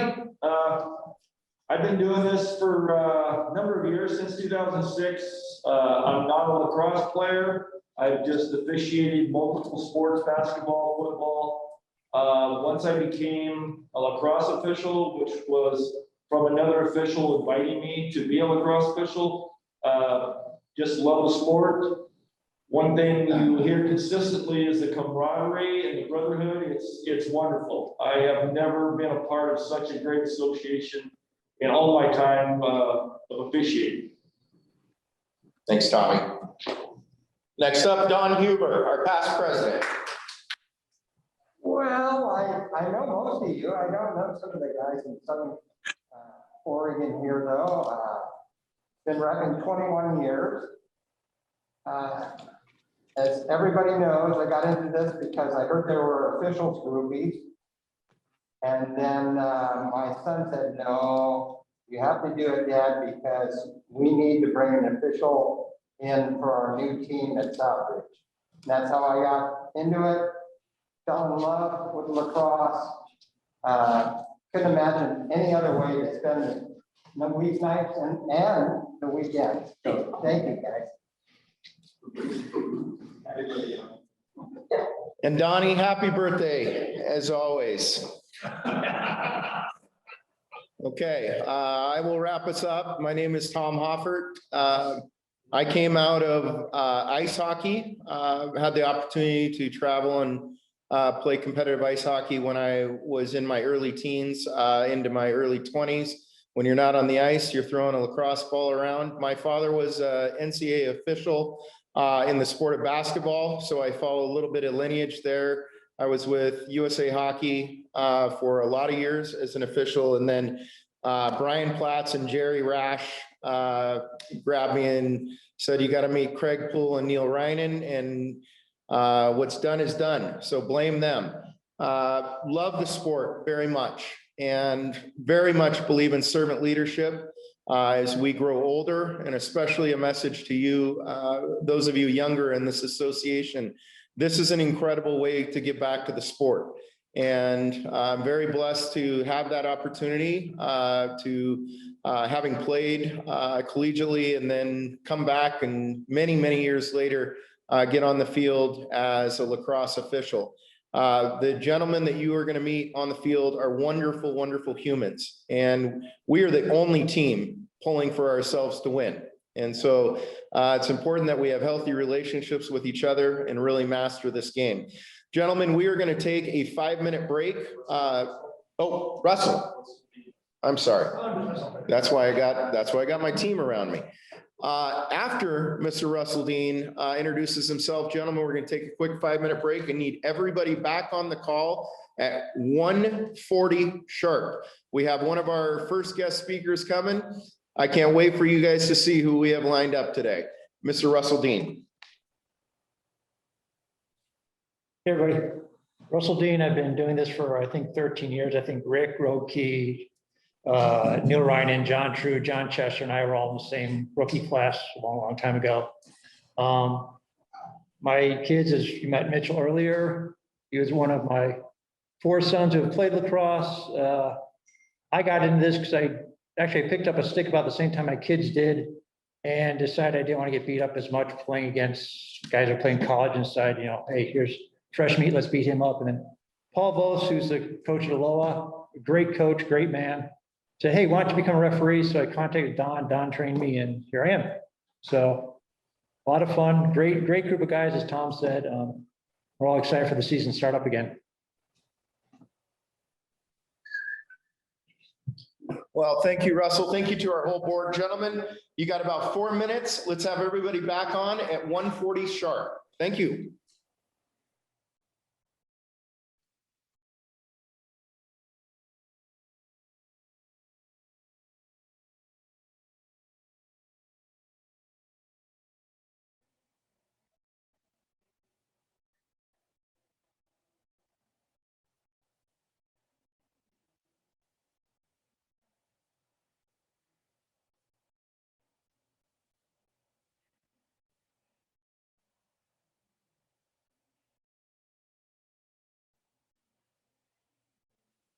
Well, I tell you, this is about as boring as it gets.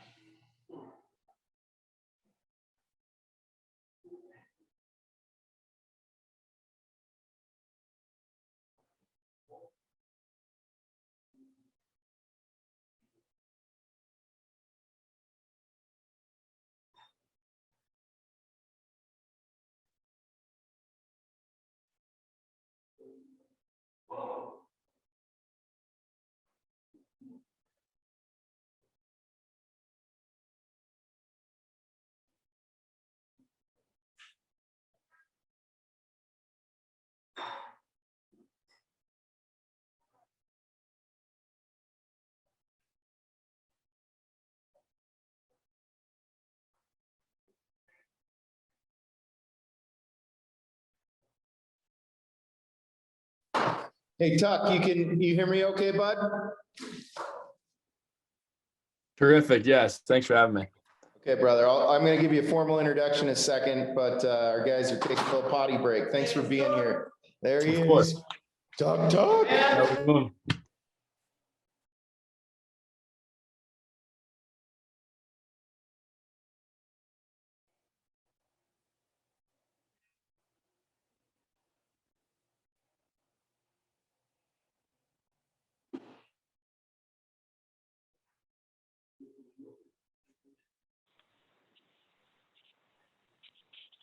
Hey, Tom, thanks for putting this on today.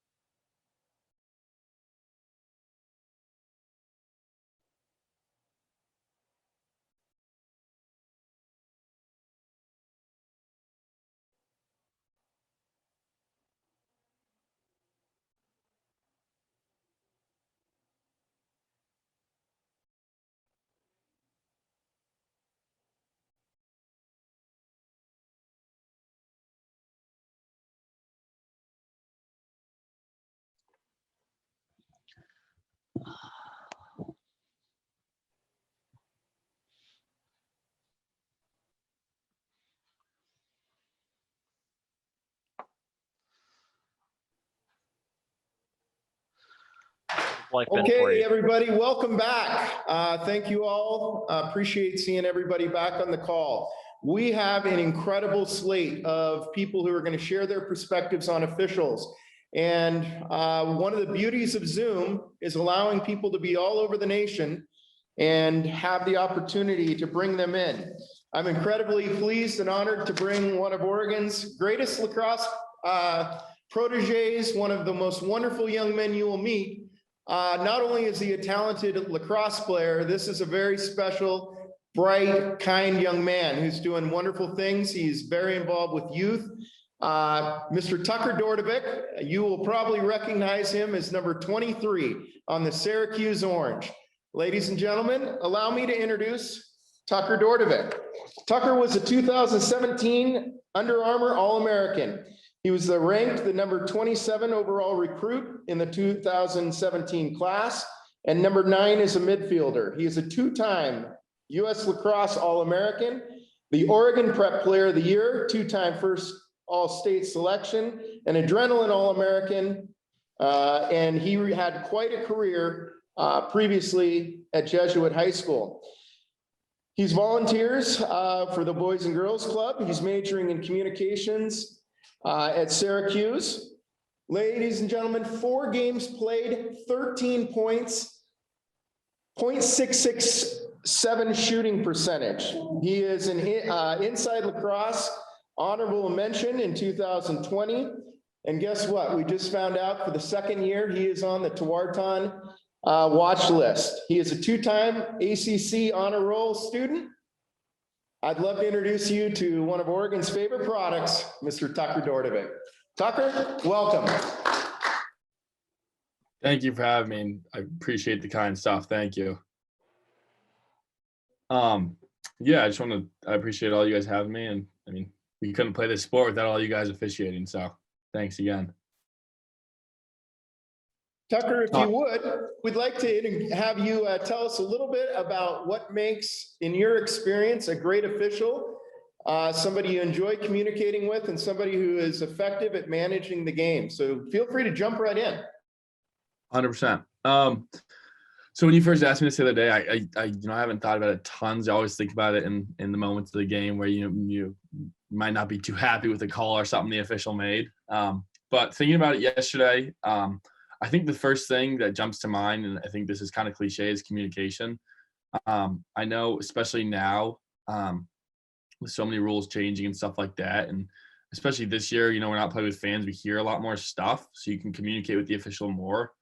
At least at our level, is I think the first thing that jumps off the page, at least for me, is communication, and then the second thing I think would be just making sure it's called both ways. We've had a couple games this year where I think it always feels like this, no matter if it's getting blown your way or not, where we felt like it wasn't necessarily called our ways. We end games with no man ups, and the other team seems like they have 5 or 6. But I think to start is big thing for me is laying the ground rules, like kind of from the get go. Like the rules behind the rules. So like, at least for me, I like to talk a little bit of smack, which definitely isn't necessarily loved by officials. But a thing that I really like is when the official does hear a kid talking or whatever. I know it's going to happen. I think a big thing is just kind of shut it down from the get go. Players are going to talk no matter what. And I think at least at our level, like I love when an official just goes, "Hey, 23, no talking today," or something like that. Or you come off the field and the coach's like, "Hey, whatever, number 13 official just came over and said, we're not chirping today." So I think that's a huge one, especially when it's called both ways. I know no team wants to get an unfortunate penalty for something that they can easily control. So I think that's definitely a big one for me. But I think just making sure it's called both ways and the communication's there at all times, where like, even, playing lacrosse my whole life, I like to know if I get a penalty, what I did wrong, whether that's during, before, or after. Like, I think you can still always grow as a player. So I think like, if one of my teammates gets a penalty and the ref, comes over to you and goes, "Hey, it's a slash ball, make sure you get your stick down," or whatever. Like this Friday, we played Stony Brook, and one of our starting defensemen got a cross-checking penalty, which you honestly, at least for me, you don't see tons at our level. But he was confused why he got it. It's practically how you play defense in college. And the ref came over to him while he took a knee and just said, "Hey, make sure we're keeping it down. You got a little high towards his chin." So I think just making sure you're communicating, but also teaching the players how they can stay out of the box is stuff to me that I think is huge.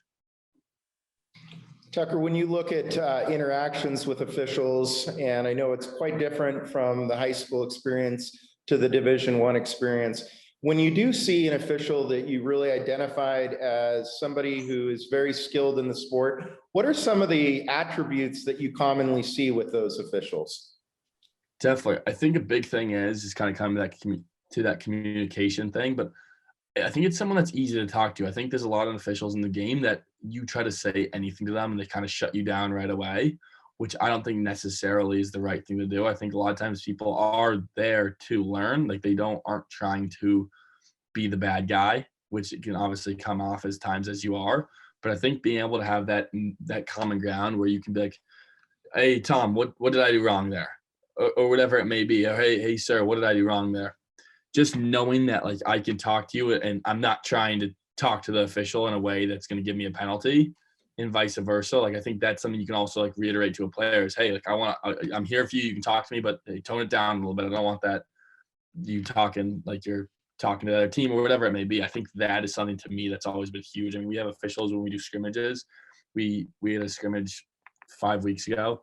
And I remember going up to this ref set before the game, and it was just, or before the scrimmage, and talked to them for 15 minutes just about rules and little things that have changed and stuff like that, where it's just like taking like a minute or two out of your time to honestly sit with a kid you might never see again, but going into the rules with him about some questions he has, whether it's mid-game or whatever it may be, if you can talk to them mid-game for a second, like helps the player tons, if that makes sense. I kind of worded that funky, but. Yeah, that does make sense. And Tucker, the level you're playing at, the speed of the game is very quick. And as you know, a young student athlete like yourself in great shape, you often see officials. I mean, we naturally are an older group and the like, so positioning is key and the like. When you look at some of what you've seen from officials in your games, do you see that officials differentiate themselves from each other, or do you see all officials as part of one crew? I think one crew. We've had some really good crews and really bad crews, and I think the ones where the games are actually called correctly and it's called 50-50, at least from a player's view. Those crews are usually very good crews, and everybody's working together as one unit, which helps in anything. But then we've had games even this year where there are penalties or the ball goes out of bounds, and it seems like every time they're kind of snatching their heads at one official, hoping that he makes the call. Meanwhile, this guy's been on the opposite side of the field while the ball went out of bounds, but they want this veteran guy or whoever it may be to make the call. And I think the more you can be a cohesive group, the better it is for all 110 people who are out on the field. Yeah, and that is a role and goal of all of us officials, is to really be seen as one singular unit. If you have a question for Tucker, please feel free to put that in the chat menu. We've got about 2 minutes left with Tuck. Tuck, in the meantime, if people want to load a question, and I would say this group really enjoys seeing, your success, of course, as not just an athlete, but your success in representing the state. When you are back there in Syracuse, you've got a great family rallied around you. I know the Orange, they carry their lineage through many years. RP, everybody stays involved. What's one of the funnest parts about being back playing in Syracuse, New York, and representing Oregon? Definitely, it's really cool. There's obviously not the biggest. I've like some of my roommates, or most of my roommates are from like Maryland, New York, or wherever it may be, and we go watch one of these games on ESPN, and it seems like they know 10 kids, right, are from Maryland, and it's cool having that like tight knit Oregon feel. It feels good. But I think the best thing about playing in a city like Syracuse is they love lacrosse up here. Like lacrosse is the thing. So just like when obviously COVID isn't going around, we have 10,000, 50,000 people at the game, and that's just something you don't get even at a school like Duke or Virginia or even UNC. When we play a team like Hobart or something and it's packed, but then you have these other schools in places that are smaller, that are not necessarily smaller, but not as big lacrosse hotbeds, I guess I should say. And it's not as necessarily packed. I got a great question submitted in from Locke Chandler. Tuck, when officials, we are human and we are going to make errors. When an official makes an error, what do you feel is the best way they ought to address that with both coaches and players? I think the best, and this is something I've kind of thought of after being in college. I never really thought about this in high school. But I think the best time, anytime there is some sort of flip of the rule or whatever you call this, and then you switch it or whatever it may be, just like you said, everybody makes mistakes, is instead of making it from far away, originally when you make the call, like kind of bringing the two coaches nearer to the box. So you don't have the kids yelling like, oh, what the heck? Like, that's BS, blah, blah, blah. Did you just have those two coaches, that 3-person group right there, kind of just talk about it, whether you're 6-7 feet away from each other, that doesn't matter. But I think when you have a guy making the call on the 30-yard line, switching and talking to his other two officials, that a lot of times just gets everybody riled up. And I think if you just make it around the box area, like make the call with your group and then run over the box, and before you announce it, just tell it to the two coaches, I'm switching this, blah, blah, blah. I think that helps a lot.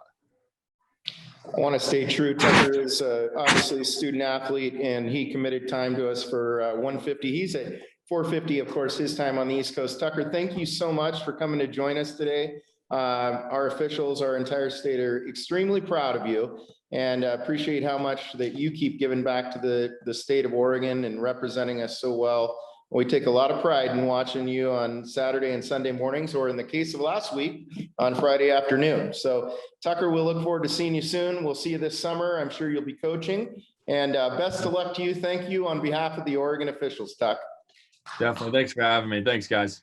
Have a fun season. All right. Our next guest has arrived as well, and this is very exciting for me to add another very, very special young man to our roster and introduce you to Mr. Chris Kelly.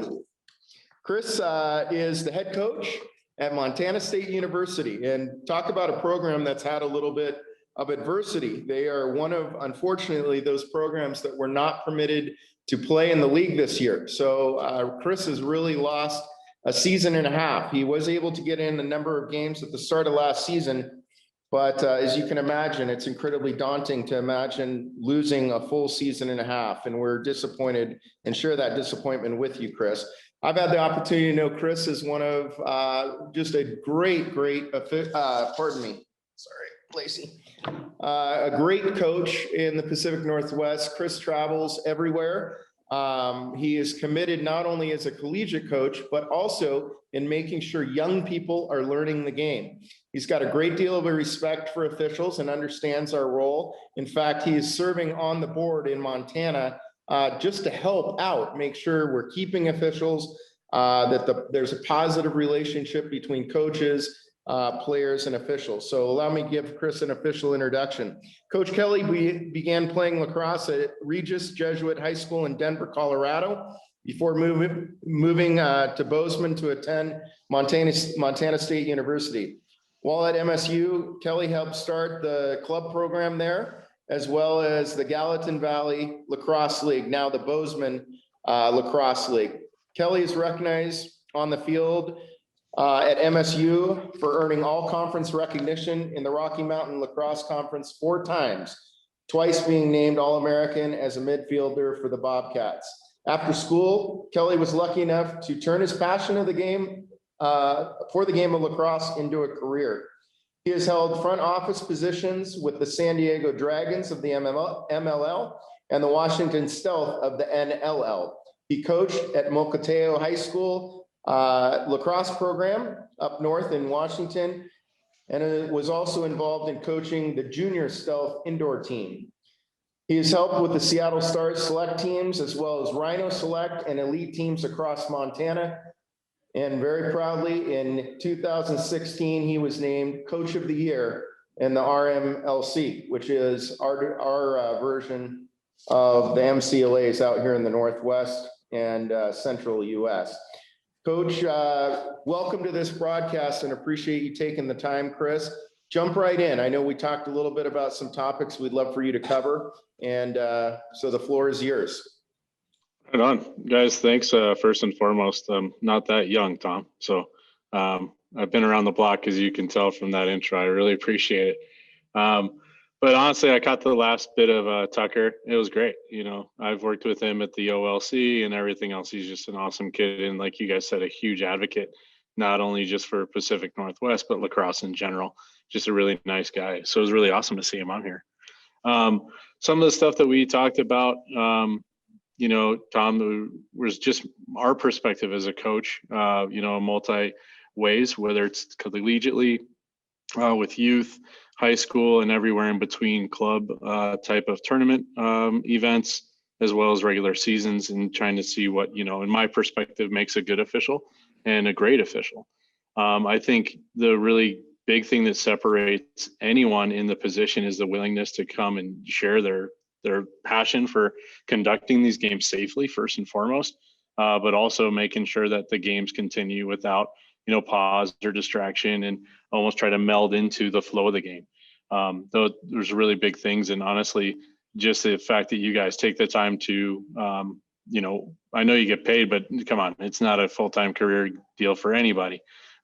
Taking your guys' time, I really appreciate it. But I think the biggest things for me that kind of separate a good official into a great one is basically anticipation. And that comes with a lot of preparation, whether it's, you know, watching additional game film, just realizing that, you know, mistakes can be made in games, and how do we learn from them. We do that the same way with our players. You know, if it's some, you know, bad positioning with your 3-man crew or a 2-man crew, and then you can you know, kind of tweak it for the next game. Excellent. We all learn from that, just to make sure the right calls are there. But anticipating those calls is really kind of what I look for as a coach, knowing the level of play that you're supposed to be reffing at. You know, it goes both ways, whether it's, you know, letting kids play at the higher level where, you know, checks might be heavier, but they're controlled, versus, you know, the younger age groups where let's correct it before it even becomes a bad habit, by calling stuff a little bit more, you know, directly, if you will. But definitely making the calls with conviction rather than, you know, was that a slash? You know, just making sure that, you know the call, lay it on there and own it. If it's the wrong call, work as a crew with the coaches as well to justify that reasoning or to make the correction later on. But overlying, I think it comes really boiled down to communication. You know, definitely knowing that there's a couple of, you know, guys like the one to your right, and I saw Chesser on here and a bunch of different boys on here that I've seen a long time, but knowing there's some guys I haven't met yet. You know, I think the biggest thing for me, whether it's a veteran, official crew, mix between 2 guys and 1 being trained up, you know, a mixture of a new guy and 2 or whatever the composition of the man crew would be. As long as they're professional, approachable, calm, collected, and confident in their call making, but then also just making sure that, you know, coaches know, players know you're human too. You know, mistakes will be made, but, you know, when it's game time, a little bit different. You know, definitely when, you know, I know you guys by first name, but I'm going to call you sir during the game, and vice versa. I'm coach, you know, it's not CK or, you know, whatever it is, you know, off the field. When titles are warranted, I think it goes a long way to share and emphasize that professionalism, but also knowing that your duty during, you know, from whistle to whistle is there to keep it safe, fast flowing, and, you know, just making sure the games are going out without a hitch.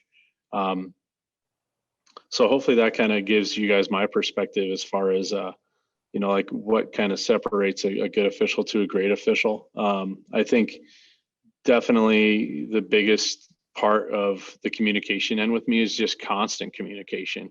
You know, whether it's during games or even prior to games. You know, Tom and I talked a little bit last night about, you know, what all the preparation that you guys go through, whether it's training, test taking, recertifications, everything like that. You know, coaches realize that, kids don't. You know, so trying to anticipate, you know, the amount of time that you guys are putting in. You know, it's also kind of nice to share with the other side of things, from coach to official, what can go on, you know, from either a program director's role, being a head coach, or just an assistant coach is completely different. As a head coach myself for college, the preparation for even a single game day starts months ahead of time. with scouting and everything else. But when it comes down to game day, there's other stuff that, we have to take care of if we don't have the right crew, especially in the MCLA level. It's not our only job just to come and, make sure the X's and O's are executed. But even like at high school and youth, our duties can go anywhere from field setup to making sure our players are there and not down the street at McDonald's, making sure trainers have got the right spot. The opposing teams are taken care of, any school officials or facility officials, but definitely, making sure that you guys are accommodated as well. We really, pride ourselves on loving where we live. But we understand it takes a lot for officials to get out to Montana too. So we want to make sure you guys are hosted incorrectly as well. And that just starts with, a bunch of different time and setting up games as well. I saw a couple of questions in there. Tom, you can stop me anytime. No, jump on them, Chris. One asked about setting the level before the game. If there's kind of a known problem between teams and the like, we generally as officials steer away from that unless it's just something that needs to be addressed. Do you have some commentary on getting discussed kind of level of play prior to a game? Yeah, I actually enjoy those conversations, especially if it's a rivalry type game. Hey guys, we're gonna let it slide unless it gets out of hand. Or, guys, this is 8th grade lacrosse. Like we're gonna try and nip little stuff in the butt because it will go a long way, with the player development and the program development further down the road too. So if those conversations are warranted beforehand, awesome. But if they're just, kind of imposed in the way that calls are made early on, I think it's understood by the referees and honestly by the table crew too. It's an extension of you guys. So making sure that they know what kind of, calls are going to be made. They can anticipate, like I was mentioning too, about, okay, cool. We're going to be on the same page. If coach is asking me for information or, the opposing coach is asking for information, then they're on the same page as you, feeling entitled and willingness to communicate with you rather than, a call being made, not really communicated like audibly too well. So coaches, at least I do, I tend to ask, okay, hey, did you guys catch that call? Because they're supposed to be marking it in a book or whatever system that they're using. If they don't know exactly what type of stuff is going to be called, then it creates some of that disconnect. But to answer your question, I like those kind of conversations to be just like in the warranted games, I should say. But like I said, if the tone of the game is set early on just by call making, we're good with that. We understand that, because on the flip end of that, I'm going to tell my high level players at college level, lay lumber, lay it right on the bottom hand, make sure it's hard, make sure it's connected, and make sure that, you set the tone too.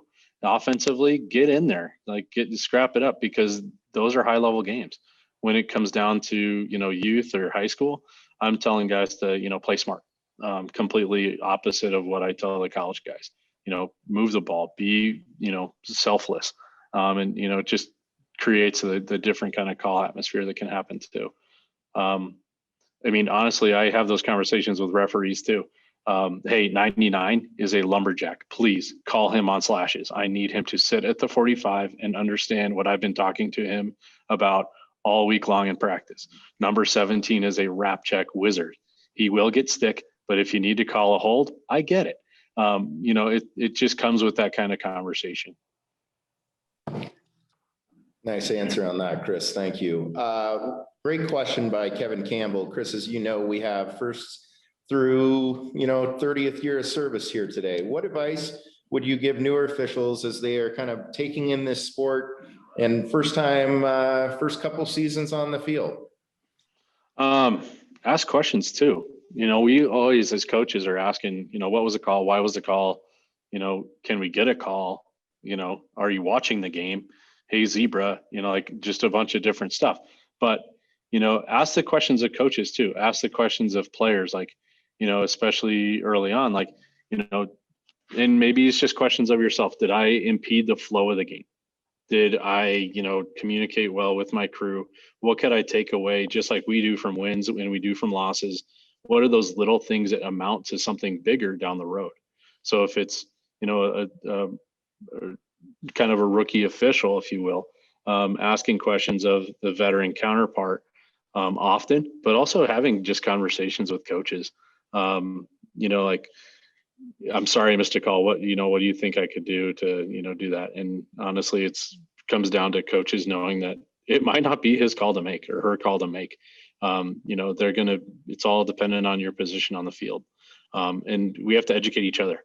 And I think that if you get that kind of communication early, it really seeds well, especially in your region like the Pacific Northwest and where I'm at, the Rocky Mountain North. We see each other a lot. You see each other often, and if you know that you have good official crew, and that there's guys working on it, I think everyone living in this area of the United States is way more approachable than, say, the salty dogs from the East Coast, if you will, that know the game and they know it better than anybody else, including the officials. But I think everyone out here is really more amenable to those conversations to make each other better as we grow. This one may not really necessarily apply to training officials, but Chris, if you could pick any rule that you'd like to change in either the collegiate or high school game, what rule would you change and why? Oh, good question. Man, I don't know. I mean, the crease dive is fun, but honestly, it's for goalie safety. So I actually really enjoy that rule that it's come back into the college realm the way it has, and having a little bit of gray area has been really cool. I enjoy the shot clock too at the collegiate level. It keeps the game going without, having the onus and the conversation for the coaches to be, in the pocket of the ear of the official on the near side. Can we get a stall? It doesn't matter. It's already in it. So to maybe see something along those lines at high school level would be very interesting to see it, maybe even just a varsity level. I think also, the box size is just kind of one of those things that makes for fun and different transitions, going from the 10-yard box on either side back to the 5-yard box. Just some of the nitpicky stuff, but honestly, like, I love the rules. I think the people that have the daunting task of creating and upholding them, I don't want to be the lawyer kind of writing all that. I mean, that's how it sounds to me. But if I can see an example of it and, fail a couple of times, I think the rules are there for a reason. And I think it's really fun to try to beat them a little bit, bend them a little bit when you get the opportunities, but you got to kind of have a system in place to do that too. Chris, when you interact with officials, let's say in a hot moment, I'm going to put you in a space there. It's a hot moment, either a call for or against you that is contentious. What's certain language that you like to hear from officials when they go to explain reasoning, and what is language you don't want to hear? I like to just like the calm, confident demeanor.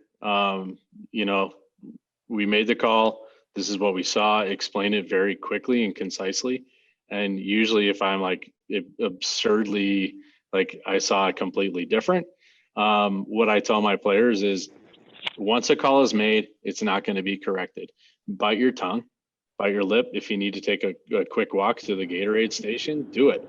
Because the more that you inflame that conversation, the more, and honestly, it's probably in the back of your guys' heads too, to keep an eye on that again and again and again.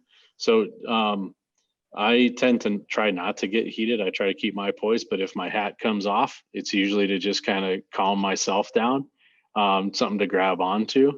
What I don't like to hear is you're like, honestly, kind of crap talking the players. You're like, your kid has zero control, or your bench is, doing this or that. Like, we tell it to me once, I'll take care of it. But if it has to be reiterated, I'm sure everyone's in a loving marriage and everything else in this conversation in this room. But if my wife tells me something once, I'm going to listen. If she has to reiterate it 3 or 4 times, I'm going to stop listening.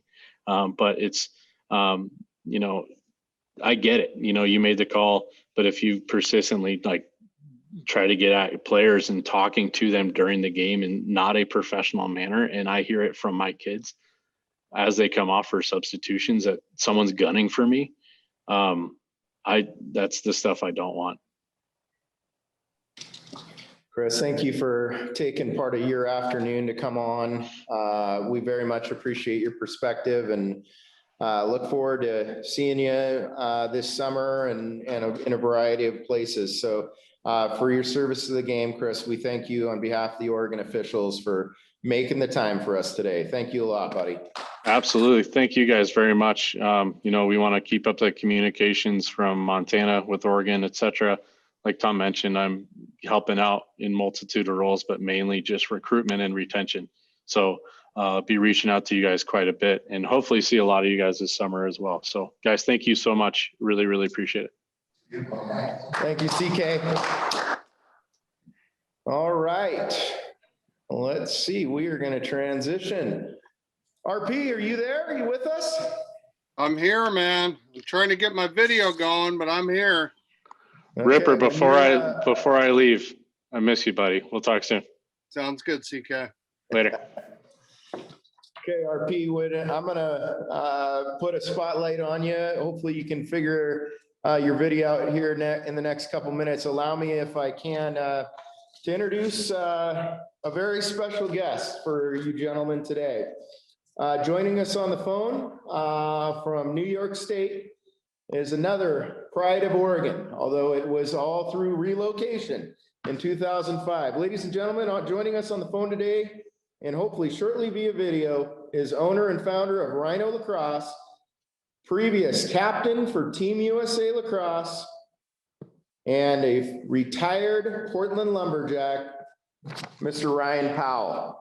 Ryan did not begin playing organized lacrosse until he was in the 7th grade. He is the second oldest in a family of fairly famous lacrosse minds in Casey and Mikey Powell.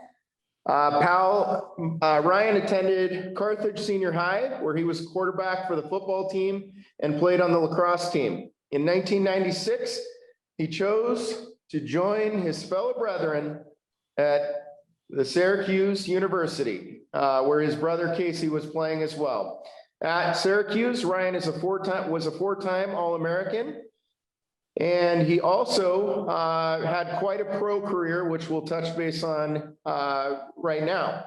He was drafted 3rd overall in the 2000 Major League Lacrosse draft, went on to play professionally in Major League Lacrosse, as well as in the indoor professional league, the National Lacrosse League. In 2005, Ryan founded Rhino Lacrosse right here in Portland, Oregon. And now Powell lacrosse sticks and many products can be seen being worn by kids all over the nation. Ryan's certainly one of the most approachable and just giving athletes back to the sport of lacrosse. And it's wonderful when we're able to see a gentleman of his stature have an entire career and earn money off of a sport like lacrosse. We know the national growth that lacrosse has had, but quite frankly, gentlemen on this call, Ryan is one of the reasons that all of us are officiating now in the Pacific Northwest. The Rhino program not only was set up to develop elite athletes, but much more importantly, develop lacrosse players of many different skills across the state of Oregon and in the Pacific Northwest. RP, I see that Kyle Verding is wearing his Lumberjacks jersey. Here, I'll add that to a little spotlight, Kyle. Nice work. Kyle, of course, was in the front office for the Jacks. Bongiorno has his on too. And Johnny B. Is Johnny wearing his? We're going to add that. Oh, look at this. Just homage to the Jacks. Ryan, looks like we may. Oh, he's coming in a different way. Let's see if this re-hookup gets Ryan on video. Yeah, Ryan, I'm can here. you hear us okay? I'm here. I just can't figure out the video part. Wish I could. I got a slash going through my start video down on the low left. I'm trying to hit that and it's not working. So All good, brother. Are you comfortable? And I see Bobby Weir has also added the Lumberjacks jersey. Hold on, I'm going to drive home and get my RP Jacks jersey or the Peter Morgan one, although by far, Ryan, you are my favorite. Peter just yelled at us a lot. We're going to turn it over to you, Ryan, and thank you so much for taking time out of your day to join us. Ladies and gentlemen, Mr. Ryan Powell. yeah, guys.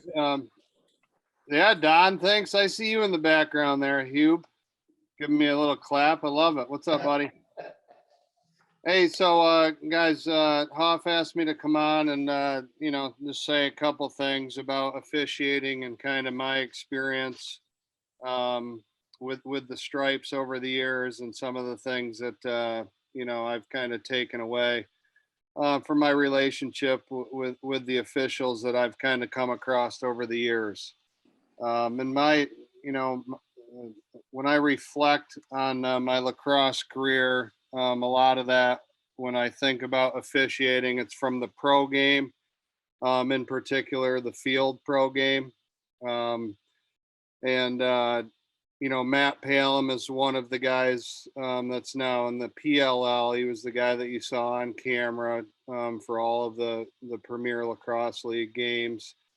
And he's kind of one of the guys that I wanted to talk about today because I think that he kind of officiated the game the right way. And there were some different things that I took away from his style officiating. So one of the main things that sticks out to me about him was his confidence level as an official. And I think that's, something that's super important. And getting that confidence level is putting the time, effort, and work into your craft.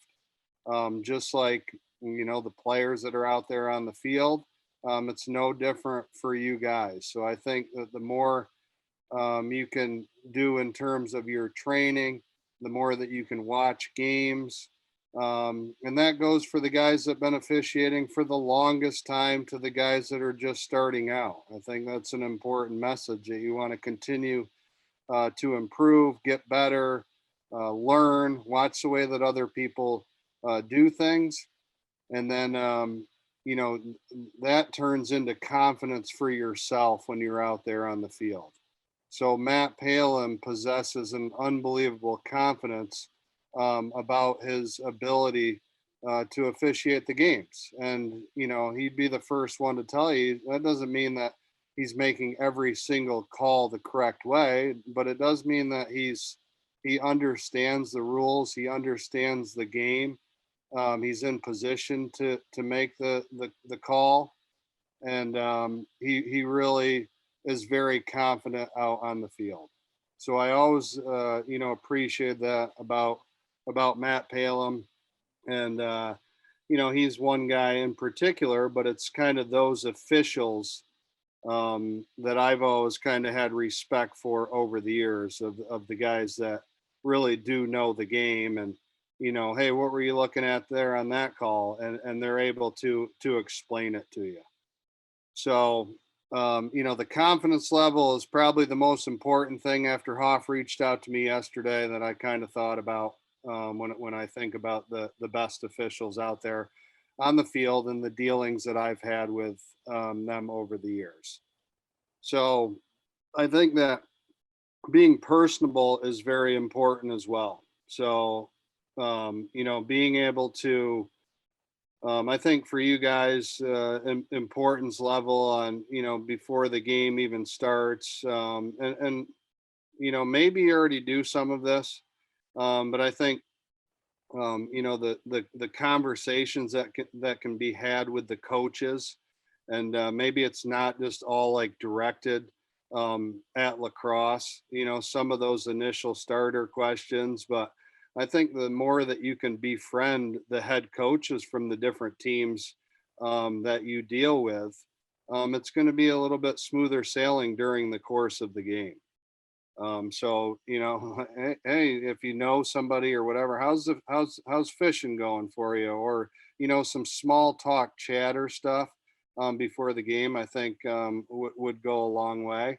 And that goes for some of the players as well, pulling them aside and, you know, hey, I'd watched you play in the last game. You really had a good game. That kind of stuff really goes a long way.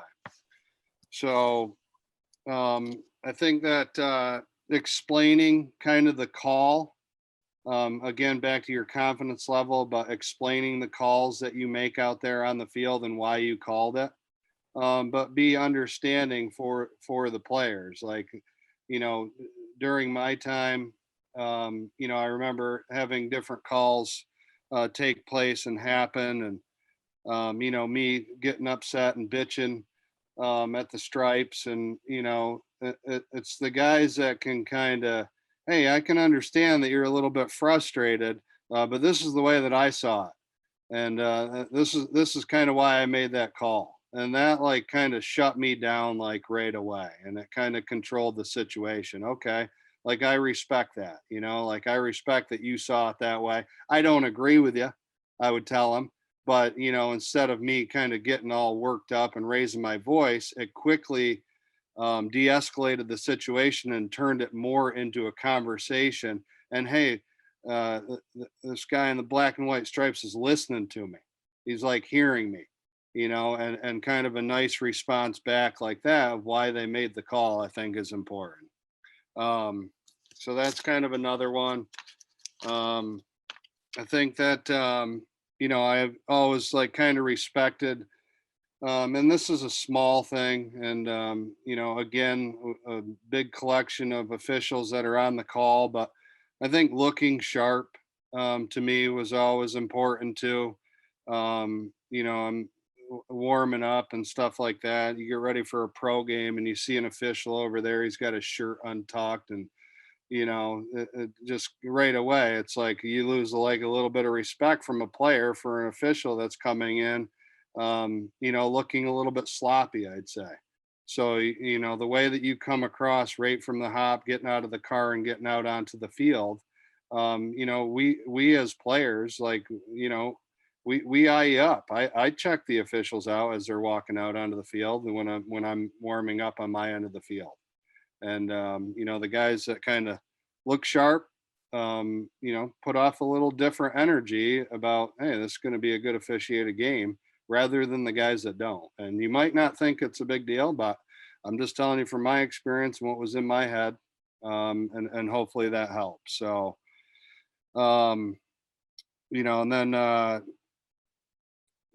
in terms of kind of having conversations and stuff like that, with both the coaches and the players. I think that, you know, if there's a timeout, not the great time to completely engage, because, you know, the coaches want to address their players. But in between like quarters is a great time. So, you know, and that goes both for the players and the coaches. So, you know, a coach is yelling up and down at you and all pissed off, you know, turn to him and, coach, that's enough. Stop. When we get the next break, I'll come over. We'll talk about it, type of thing. And in between the quarters, I think that's a kind of a great time to have that conversation. So those are kind of some of the things that I've picked up on over the years. And, you know, I appreciate you guys. I know that the officials are kind of don't get the respect or notification that I believe that you deserve. You're super important for the game of lacrosse. It's super important to have great guys officiating in the state of Oregon, especially as the game continues to evolve and grow. So I certainly appreciate you and all the efforts that you're doing. And you know, I continue to you know, wish you continued success in the journey. But you know, it's looking back on it now, and I don't think any of the players are going to respect you. You know, respect the job that you're doing on a daily basis, as much as, when you get a little bit older like myself and have kind of been through it, looking back on it now. I would say that I've gained a whole new appreciation for you guys, over the last 5-7 years of my life after I stopped playing lacrosse. But those are Hoff, those are kind of some of the things that, I've picked up on, and, I wanted to share with you guys. So I'll open it up for any questions that you might have, or pick my brain on anything, or if that's good, we're good. You let me know. Thanks, RP. Great question was asked. As a player or a coach, when does confidence with an official bend into the arrogance category? What, can you say that again? I'm sorry. When dealing with an official as either a player or a coach, and you noted that you would like officials certainly to be confident in their job, when does it for you cross over to arrogance? Yeah, I think that it would turn more arrogance when people don't kind of address you. Don't take the time to kind of respond and hear you out, type of thing. So I think that's, for me, that would be the big thing.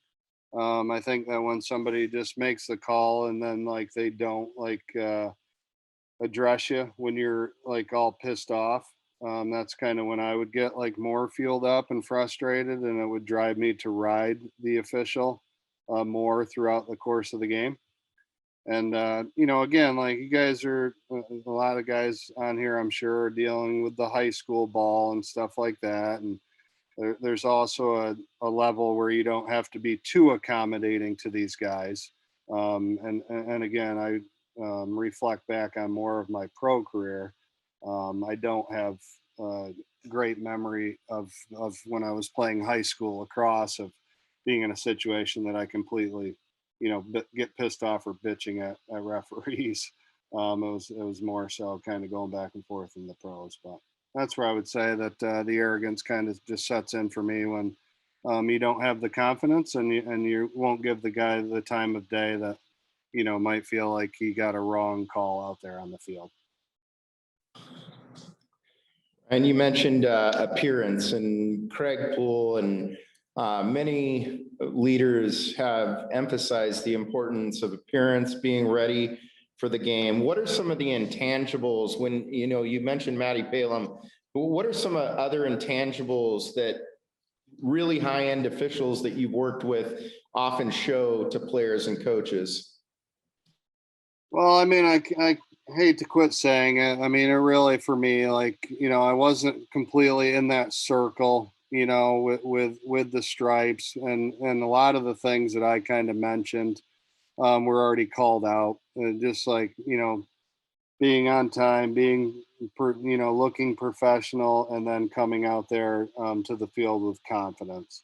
So, in terms of much more than that, I don't know how much more I have to add as far as that goes.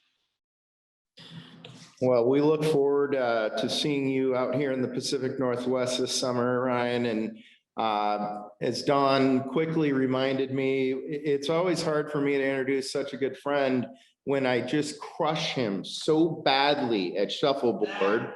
And although you're just such an incredible lacrosse player, our shuffleboard battles are much more epic than anything on the turf. And so see you at St. Francis School soon enough, my friend. And on behalf of the Oregon officials out here, RP, really appreciate you giving us some of your time on this Sunday evening for you.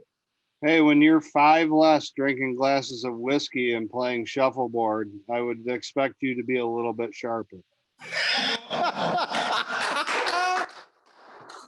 Okay, Ryan, we'll talk soon. Thanks again, my man. Sounds good. You guys, good luck with everything, and thanks for everything you do, fellas. Thanks, Ryan. Gentlemen, we had a great slate of speakers, and I hope you enjoyed hearing the perspective from the top. All three of those gentlemen are incredibly accomplished for their own reasons.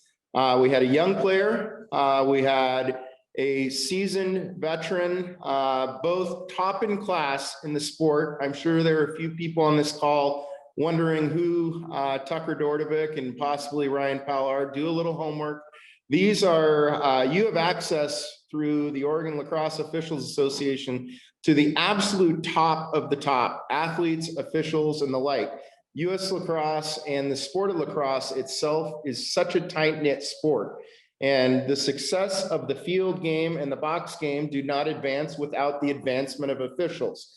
And so we're going to talk about mentorship after a break. We're going to talk about some of the mechanics, some of the things that you're going to be seeing on the field this year. But with that, we'd like you to take a 5-minute break, get your potties in, etc. We are going to go sharp at 2:35. See you in just a bit, gentlemen.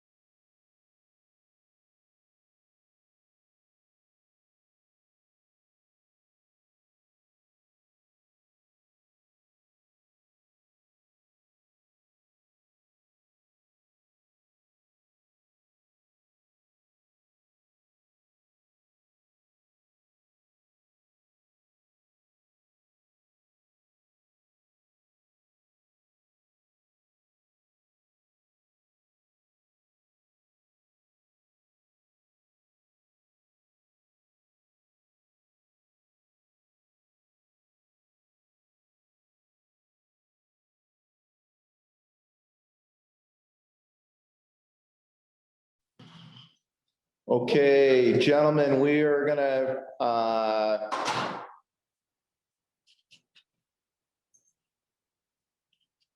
your screen hasn't been sharing. Yeah, Craig, we're using, we have a background PowerPoint just to kind of keep us on task, but we had to, the introductions went a little long, so we're gonna do some juggling. Thank all of you for hanging in there, guys. I know that Zoom is not ideal, and it certainly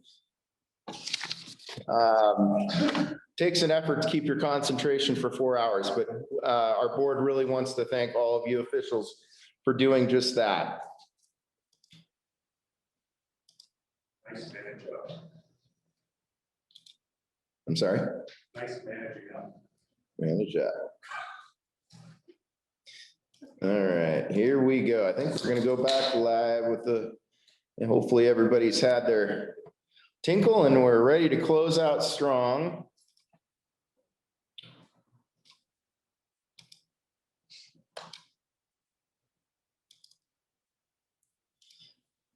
Okay, everybody, we're jumping back in.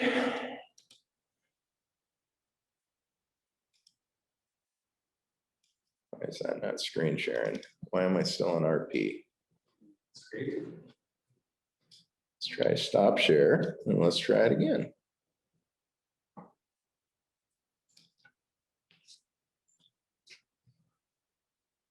It's your secondary screen.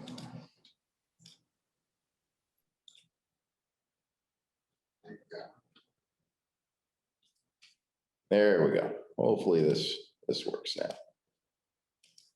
Not going to be without a few complications along the way.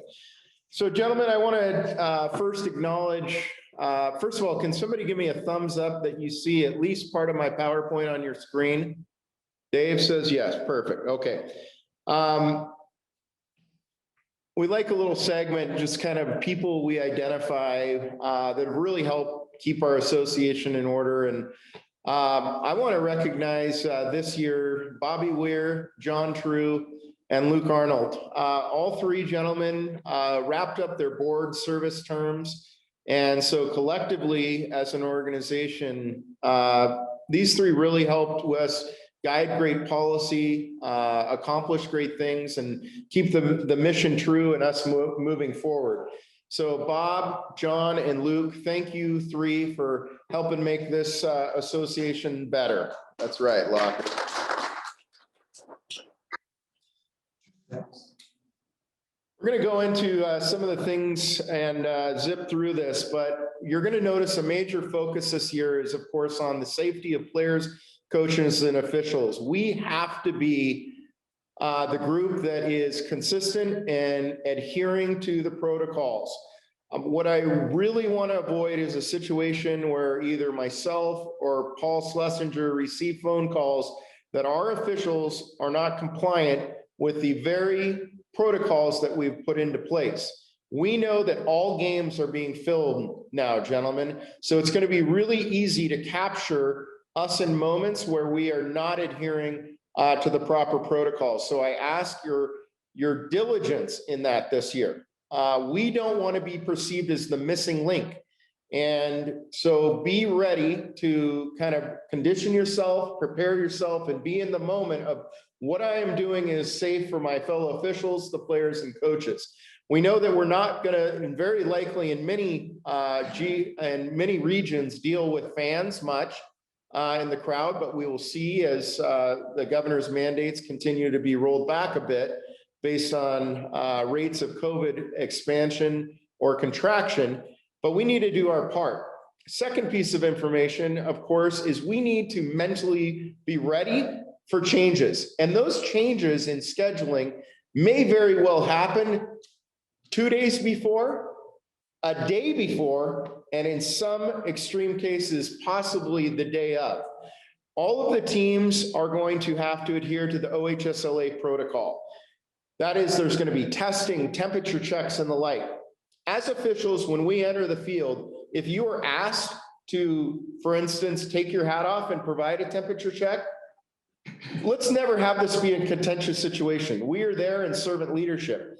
Now, we are aware that some schools, some districts, some regions may have different protocols than others. So it's up to us to be flexible. We're going to do the best we can as assigners to get you information as absolutely quick as it becomes available to us. But we have a big ask. If you have the flexibility in your schedule this year, let us know that, because we know that games are going to be sorted around. They'll probably follow much like the NHL and the NBA, where there are major reschedules and sometimes on very short notice. It's important for us to know the officials that have that ability to quickly pivot. If you do lose a game due to COVID and the like, take it with a bit of grace. We know this is a very unique short season, so thank you for your help with that. The last thing I would say is teams are going to be limited to a very finite amount of games, and yet they're all playing for kind of a seeding and bracketing, many of those teams bracketing within their own conference. There aren't going to be the ability to have games we kind of, oh, that'll be an easy game and the like. We got to expect coming out of the chute and be mentally prepared that each of these games is going to be so critical in the standing. So we need to really come out of the chute acting like, hey, we're almost to playoff time. With that, I'd like to turn it over to. I was just thinking, might help putting blocks in. I mean, to let people know about. We're going to do scheduling later in the meeting. Thank you, Locker. With that, we're going to turn it over to Locke Chandler to walk us through the financials. Locke, I'm scrolling down to that now. Excuse me. All right. Let me just, oh, sorry. So I know that this is going to be maybe hard to see for some of you, and even me. I'm going to have to go up closer to the screen here. And so if you zoom in, I mean, so last year we had our proposed, which you can see here in the third column, but then the actual, you can see that we had, obviously without having any games, the only income that we had was from people buying patches and equipment. Thank you, Russell, for zooming that in. And if I can, yeah, thank you. And so you can see as we scroll down, so looking at, we did have some purchases for rookie equipment. We did have training supplies because we went through training last year. So we were all ready to go. As many of you know, that season was canceled on the first day that we were going to have games. So really very little revenue, but then we had a lot of costs. As we scroll down, you can see just continued for sort of postage, just, mailing out things like, Sorry. we're getting back to it here. But then we had our liability insurance, and then we had board meetings and the annual meetings just for getting coffee and donuts, because last year Tom and Don traveled to Bend area, high density area, but also southern part of our districts here. And so we had a lot of expenses, very little income, obviously no ref income. And so we took a hit last year for sure. You can see as we go back up to the top on the proposed for 2021. So we're looking at a little bit more income. We're roughly half the games, according to Russell, this year as we had in a typical year. So you can see rough income potentially to the OLOA will be about $4,100. Again, part of that is the game fees, that 8.5%. We can see that we're going to get a new official grant, so including those new officials from last year, but also added in this year. So it's great to have those new fellows, because they also, a lot of that, we're just transferring some of the costs to buy their kits, sort of to help supply them as officials. And then we're going to presumably sell some patches and equipment, and so maybe an income of $100. We're going to have Sally fees. That's really, I was plugging in a number. In the past we've had $10,000 to $11,000. Oftentimes we'd have Friday through Sunday games, and now it's just going to be a Saturday through Sunday. So I'm presumably having less income on there, but that number is malleable. So definitely this year revenue is going to be higher, but with Sally, as we scroll down, a lot of that money is basically going to go back out. So we don't really make any money from Sally. We're just helping out because we're writing checks that same day for people who haven't done it. That's out where you walk out Sunday with your money that you've earned for that event, which is a great service that we give to our officials. We're making it. I've done it for a number of years. It's a great experience. High desert. Definitely you feel it working on that thinner air. But it's great to get together with the fellows. So you can see just as we go down through training, rookie equipment. And we had more purchases this year already, just to get ready for our newer officials. Training, we're gonna have less because a lot of it's gonna be on Zoom, so we're not gonna have as much travel time. So actually, we're saving money that way. And hopefully we can bring back some observations, for people who are wanting to get better, potentially moving up in the ranks here. Then interdevelopment travel, that's for people who may be in one district and then get asked for a need to fill in another district and get some compensation for a hotel. And you can see, again, salary expenses, we're just basically passing it through us. And you can go down through our insurance, the board, et cetera. And then we purchased a lot of hats in 2019, so it's not looking like we're gonna have to do too many with that, but we still wanna do our final, Hall of Fame dinner that we support because it's, involving a lot of our officials, and just we wanna pay homage to that. But then our end of season party, hopefully at that time we can get together and see each other face to face and celebrate that we survived 2021. Back to you, Tom. Thank you, Locke. I appreciate the work that you do and keeping us buttoned tight. I had the opportunity to serve as treasurer prior to this role, and it's a lot of work, and Locke does a great job on our behalf. Real quickly, gentlemen, oops, I'm gonna pull this back out, Russ, if that's okay. Here's our games fees for this year. We did negotiate an increase of 2% in 2020. Obviously, we did not have a lacrosse year in 2020. So that rolls over. And we also had an increase in our JV fees. Travel fees have remained the same. This is all available on your website. So with that, we're going to turn it over to Secretary Dean to walk us through the numbers. Yeah. All right, good. I'll pull this off so you can see my happy face. There. Basically, again, you've seen that no season last year. So we're not going to have neat charts from last year, but our 2021 season is going to start April 14th. The teams are already scheduling games. Those games will go to the assigners probably about the 1st or 2nd of April. So they can start assigning games. As we can tell, we end up with 63 officials at end 2019. This year, we're going to probably have about 67, with 5 new officials being trained this year and 4 or 5 who were trained last year but didn't get a chance to participate. And a lot of games for the varsity games, JV games, about half that number, somewhere in the 350 to 400 range. Again, we're working to make sure we have all 3-man games because that helps with the safety of the game. JV games are two official games, and as you noticed in Tom's presentation, running a JV game, you look more money for that game. We've tried to increase the JV game fees every year. All right, important things. Make sure your website information is correct. Log into your account, make sure your address is correct, your phone number is correct.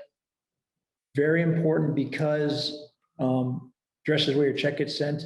Your phone number, if things change the day of the game, you will probably either get an email or a text message. Don may be frantically text messaging people that day if he's looking for people to fill games. Background checks. Season before, we went through a local company and we paid for those. 2020, last year, US Lacrosse stepped up and said, we will pay for officials' background checks. They are a 2-year background check. So everybody who had one completed last year for the 2020 season, you're good through 2021. If you're new to the area or coming back for the season or are a rookie this year, you'll have to go through US Lacrosse. For the rookies, Tuesday night, I'll go to rookie training and walk everybody through getting that done. Again, we have to set a new independent contract agreement. Typically, we do these at the meeting because we're all together. This year, we're not. I think the plan is we're going to email you out a copy of it, either a PDF fillable copy or a hard copy you can print out and fill it out and either scan it and email it back, or we'll collect those earlier in the season. We'll try and figure a way to collect those. As Don mentioned earlier, or what Locke mentioned earlier, schedule blocks. on the Ole website, you have the ability to block out time when you are not available.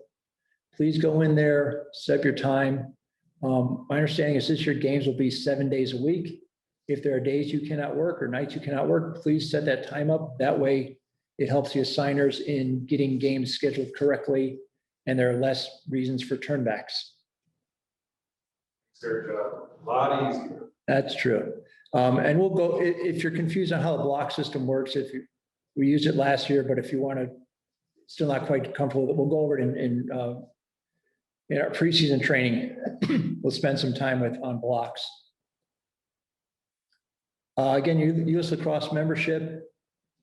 Let's get that renewed by April 2nd, because you have to complete the test by April 2nd to get assigned games the first 2 weeks of the season. Since the games will get released on the 3rd, which I believe the Monday, that's when the assigners will start assigning games. And that's when you have to have that passed on. How many are outstanding? There's probably about 10 members who I don't know their U.S. Lacrosse status on, and we probably have about a dozen members take the test. So, but we will go over these things during our preseason training. You will get an email from U.S. Lacrosse saying, hey, congratulations, you've passed the test, here's your score. Please forward that email to me and I'll get that recorded on our website. We do have a table on the website that the assigners can access that basically shows who's U.S. Lacrosse members up to date, who's taken concussion training, who's taken our veterans training, and who's passed the test, so they can see who is ready to be assigned games.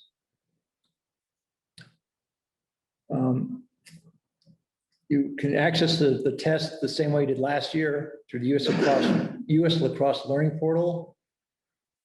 This year it's got different feedback or different format. Basically, you get immediate feedback on whether you've got the question right or not, and it gives you a chance to correct your answer to get that question correct. Here's an example of a question. Basically, you got the four possible answers, and then that blue box says you have 2 attempts remaining, which means if you pick the wrong answer and you submit it, it'll come back and say, hey, you not quite right. It gives you the rule reference to go look at, and you got 1 final attempt to get this correct.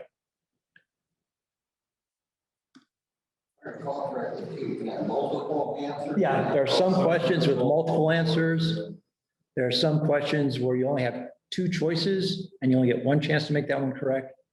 But again, the test is open book, and I've emailed out everybody a PDF copy of the test so you can review that as you take the test or before you take the test.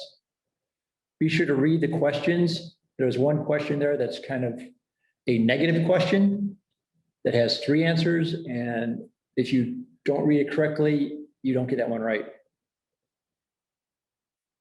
All right, remember the rules? Here we go.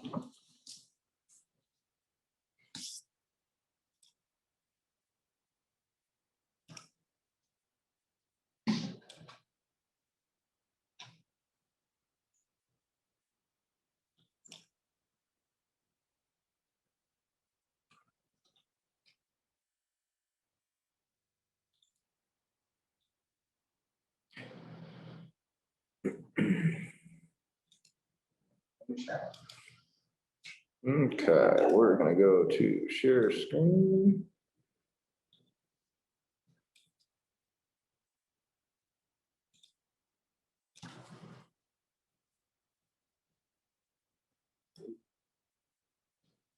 Are they hearing that on their end?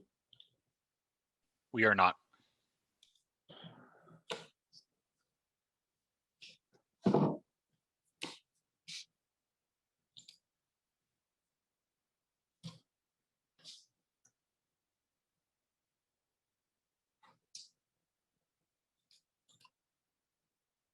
You have to change what it's going through. Yeah.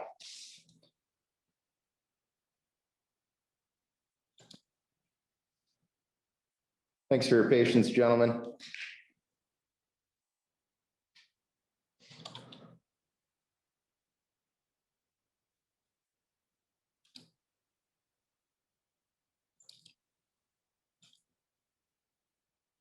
Still not coming in with sound.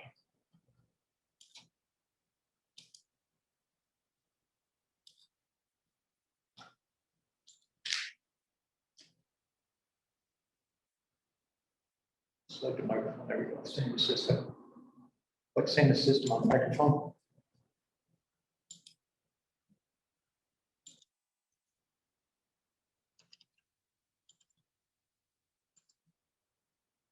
What in the world?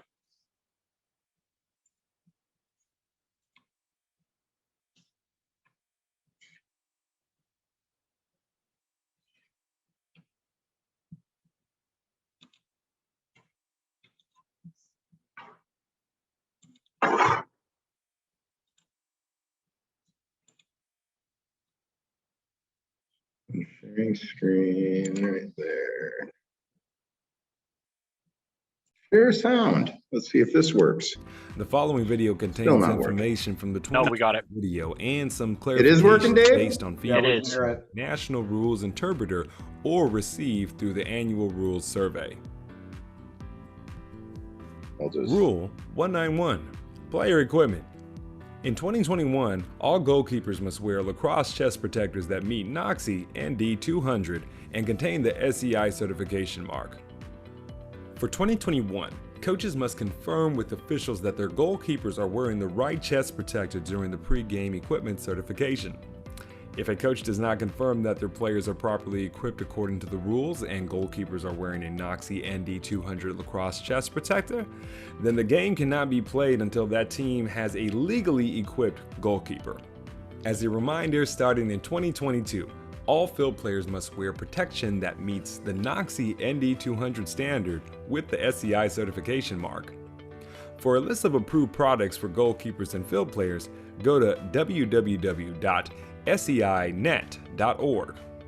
Only products that are on the SEI list and contain the proper marking are legal for play. 99% of people are living in a delusion. America is in crisis.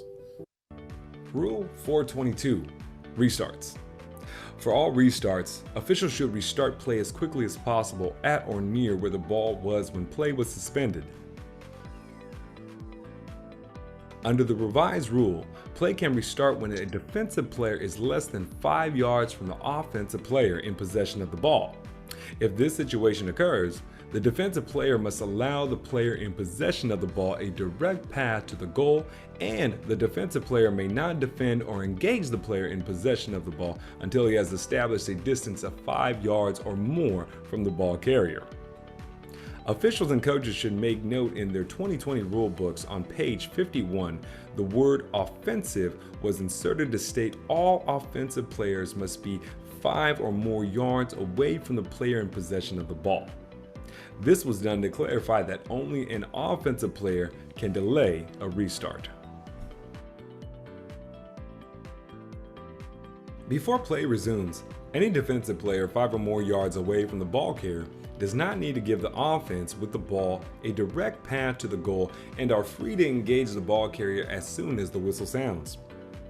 In the following example, you will see that one defensive player is less than 5 yards away from the ball carrier before play restarts and all others are 5 or more yards away. Only the player less than 5 yards is required to give a direct path to the goal and can only defend against the ball carrier once he has gained a distance of 5 yards. If a defensive player is within 5 yards of the ball carrier when play resumes, that defending player must give the ball carrier a direct path to the goal without impeding his play and establishing themselves at least 5 yards away before playing defense on the ball carrier. Failing to do either of these will result in a slow whistle situation followed by a technical foul for a delay of game. There are still instances to delay a restart. They include when an offensive player is less than 5 yards from the player in possession of the ball, when a goalkeeper is out of his crease and has not been given a maximum of 5 seconds to re-enter his crease on a restart, when the player in possession of the ball is ready to restart play but is within 5 yards of the substitution area, an unfair advantage gained by the player in possession of the ball starts running downfield before the official blows their whistle to restart play, when play is blown dead by officials and the ball continues to roll downfield away from the location where play was suspended, or an official is not ready to start play.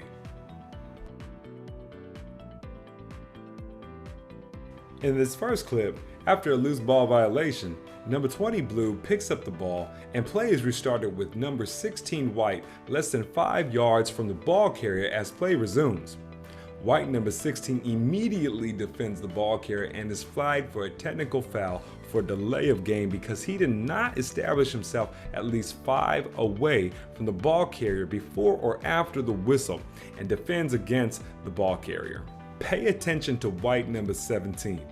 After the loose ball violation occurs, white number 17 did establish himself 5 or more yards away from the ball carrier. Because of this, he is free to defend against the ball carrier immediately.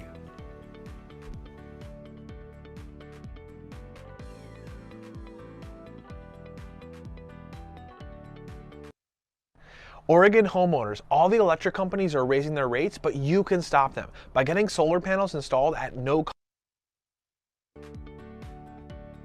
This next clip is another example of a defender not reaching a distance of 5 yards or more before defending the ball carrier. After an over and back violation, attackman number 12 on the brown team picks up the ball and play is resumed quickly by the officials. Number 13 white is at a distance which is less than 5 yards from the number 12 brown when the official blows the whistle to resume play.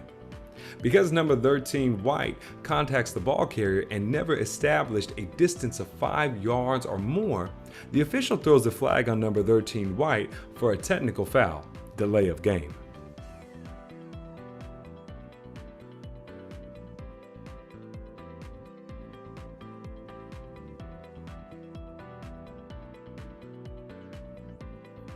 The following clip is an example of when a second offensive player is less than 5 yards from the ball carrier when play resumes.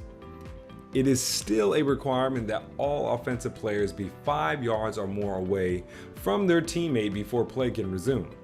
If this situation occurs and officials inadvertently restart play, they should stop the game immediately, return the ball carrier to the correct starting location, and properly restart the play.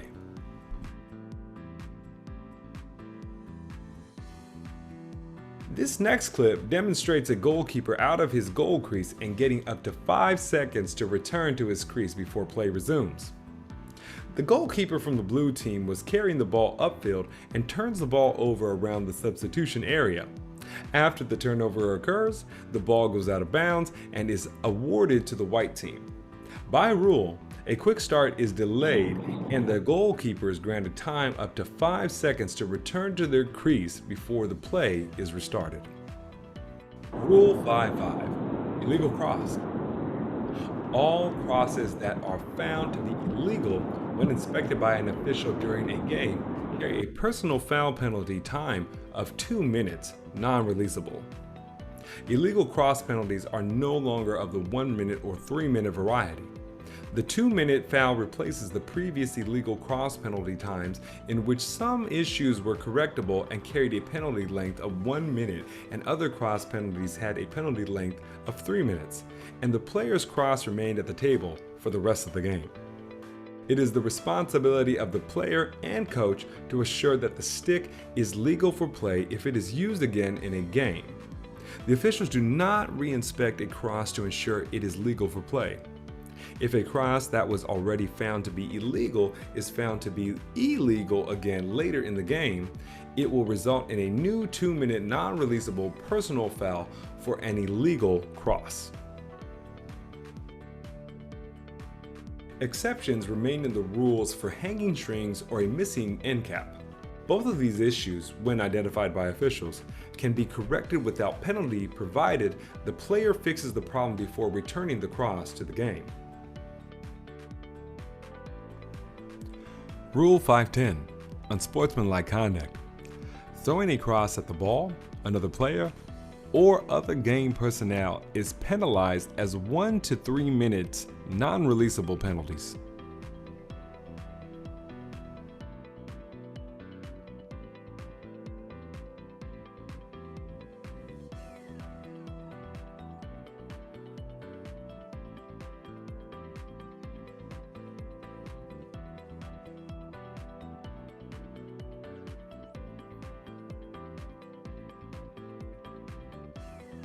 Rule 652, illegal procedure. Throwing the cross for any other reason other than what is listed as an unsportsmanlike penalty is penalized as a technical foul for illegal procedure. The 2020 NFHS Rules Survey results indicated that coaches and officials continue to be confused on slow whistle situations. Did you know that the average adult has 5 to 20 pounds of toxic poop in their body at any given moment? Seems crazy. The slow whistle technique allows a play to continue temporarily, so the offended team has an opportunity to score a goal after the defending team has committed a time-serving foul. The slow whistle stops when either a goal is scored, the ball goes out of bounds, the defense gains possession of the ball, the offense commits a foul, officials stop play for an injury or a player that lost a piece of equipment that causes a potential safety issue, a timeout is called, the end of a period, a second defensive foul is committed. The NFHS Boys Lacrosse Committee would like the lacrosse community to be aware of the following points of emphasis for the 2021 season. The NFHS Boys Lacrosse Rules Committee advocates for the continued commitment by players and coaches to respecting the game and each other. Head coaches should monitor and discuss sportsmanship with their players and assistant coaches to ensure the game is held to the highest standards. The committee expects all participants to continue to work together to exhibit good sportsmanship from pre-game through post-game.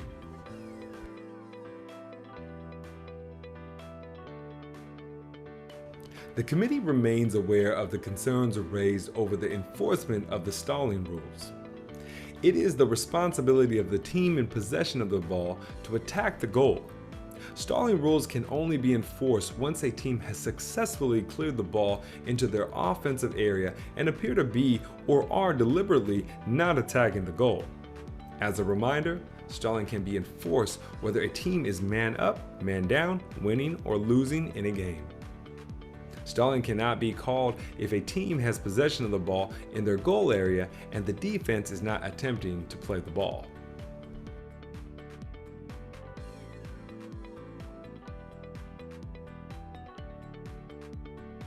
A stall warning remains in effect until a goal is scored, a shot is taken at or above the goal line extended that hits the goal pipes, goalkeeper, or his equipment. The defensive team gains possession of the ball. The period ends, resulting in a face-off. The committee encourages coaches and officials to review the rules and situations that apply to stalling before the start of the season. Continuing emphasis is needed regarding player safety rules, specifically illegal body checks, checks to the head or neck area, and targeting.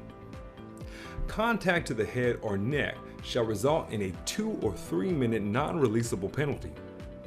A 2 or 3 minute penalty occurs whether the initial contact is made directly to the opponent's head or neck, or a legal body check slides up into the opponent's head or neck. Players shall not body check a player in a defenseless position. Hitting a defenseless player also will result in a 2 to 3 minute non-releasable penalty with the potential for an ejection. Targeting the head, neck of an opponent or targeting a player in a defenseless position is a 3 minute non-releasable foul with the potential for ejection. The NFHS and US Lacrosse would like to thank you for watching the 2021 NFHS Boys Lacrosse Rules Interpretation. For more information about the rules, interpretations, memos, or more resources, visit the following websites.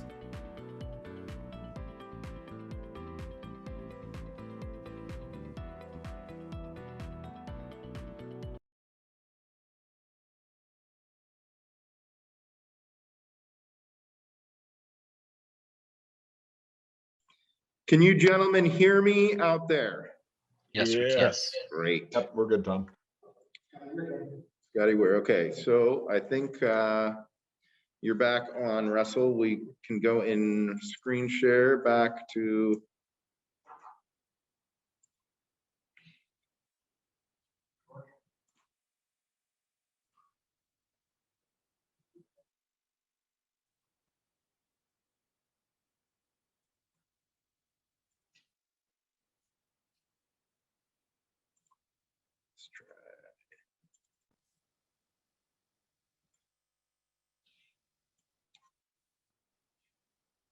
Okay. Floor is yours. All right. Thank you. I'm going to go through just the overview of the rule changes again in the video. Apologize for some of our technical difficulties in the video. We'll correct all that for veterans training or preseason training. Effectively, again, rulebook didn't change. 2020 rulebook is still good. There were some corrections I believe we made last year that we'll talk about in veterans training. There's just some errors in the book that need to be fixed. This is the key for this year, is that all goalies have to wear a NOXI ND200 certified chest protector. And we will not inspect for that chest protector, but we will certify the head coach in the beginning of the game with this sentence: coach, all your players legally equipped by rule, including a legal goalkeeper chest protector as required for the 2021 season. If the coach says no, or I don't know, then you say, coach, you have 20 minutes to find out and get us back that answer, or yes, or else we cannot play the game. And if he does not come back to that answer at game time, you leave the field. Contact Tom, contact the OHSLA, Rick Gruen or Paul Schlesinger, and let them know, hey, this team didn't have a legally required goalkeeper. We left the game. The league will decide whether it's not a forfeit or not, but for our liability, if the coach cannot answer this question, yes, we can't play the game. Again, quick restarts, no different from what we talked about last year. We'll review this a lot more in detail during our veterans training, but effectively, you can restart the play if a defensive player is less than 5 yards from the ball carrier. However, that player has to give the ball carrier a direct path to the goal, and he cannot play defense on that carrier until the ball carrier has established 5 or more yards from that defensive player. Again, it becomes a technical foul, flag down at the time. And a couple of quick examples: the highlight yellow circle, the red defensive player, the red circle is less than 5 yards from the player with the ball, which is the X there. The green circle player is more than 5 yards. Again, if you're on a football field, it's pretty easy to see where 5 yards is. And most importantly, remember that Pythagorean theorem of 3, 4, 5 triangle. Go back to high school math, figure that one out. Again, we can delay a quick restart if the offensive players are right next to each other. You tell the guy to get farther away. Goalkeeper still gets his 5 seconds to get back in the crease. We need to bring the ball in 5 yards from the substitution area.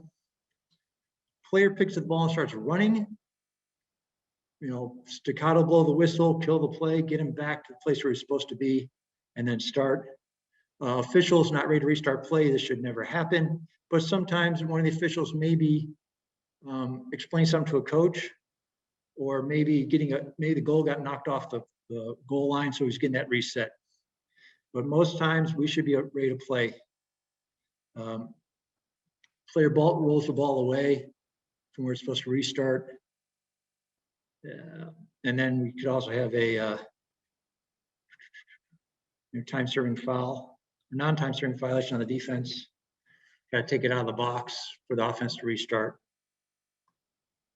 Again, slow whistle technique hasn't really changed much. Again, it keeps going for these reasons. The biggest change in this from last year was the second defensive foul is committed unless the scoring opportunity is imminent. All right. 2021 season, because we have to deal with COVID-19 and best practices mechanics for that, the OHSLA has provided us with guidance. We'll provide that during training also, but effectively it affects the face-off. We're basically going back to the way we did face-offs, 3 or 4 years ago. Put the ball down, step out, tell the players to go down, make sure they're in position correctly, set, and then whistle. The other change on this is that there are no handshakes with coaches. There's no handshakes with players. Only one captain from each team comes out to the center for the coin toss. Again, there's no lineup like we used to do, which I'm going to Mr. Craig Lyons' lineup speeches because they're always great. But players just go their positions and we'll get the game going. During the game, the OHSLA has told us that we will only do stick checks if a team requests a stick check. So that's a chance to minimize contact. The OHSLA is also currently is saying that all players will be wearing face masks during play. If a player's face mask has slipped down, treat it as a mouth guard. Give them a couple, hey, 23, get your face mask back on, please.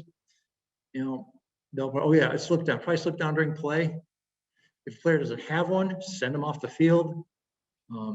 Use the coaches to help you out with this. Hey, coach, 33 doesn't have a face mask, or 33 is not wearing his face mask. Can you help us out? Treat it as a mouth guard. If it gets to a point where you need to penalize them, again, it's a technical foul, either a turnover or a 30-second technical or a word possession if the ball is loose. Again, as Tom mentioned, let's be flexible and be able to work through these policies as the leadership of the Oregon High School Lacrosse Association gives them down to us. And as Tom said, we as officials will also be wearing masks during dead ball times. Fortunately, we have the ability to effectively social distance ourselves from the players with our mechanics and our positioning. There will be times when we have to get in close, let's say on a crease play. You may have to figure out how to put your mask on quickly while you're running into that situation. But we will go over a lot more of these things during our veterans training. And that should be it for the new rules. Open for questions. We have a couple minutes. I'll try to get figure that one out. Yes, let's open it up for questions. We got just 2 minutes for questions, guys. Take yourself off mute and feel free to fire away for Beirut. Go ahead. A quick question, Russell. Have you thought about the electric whistle?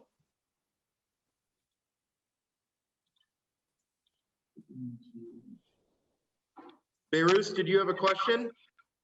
Sure. Russell, can you hear me? How do we know if they have a mouth guard in place with a mask? We don't.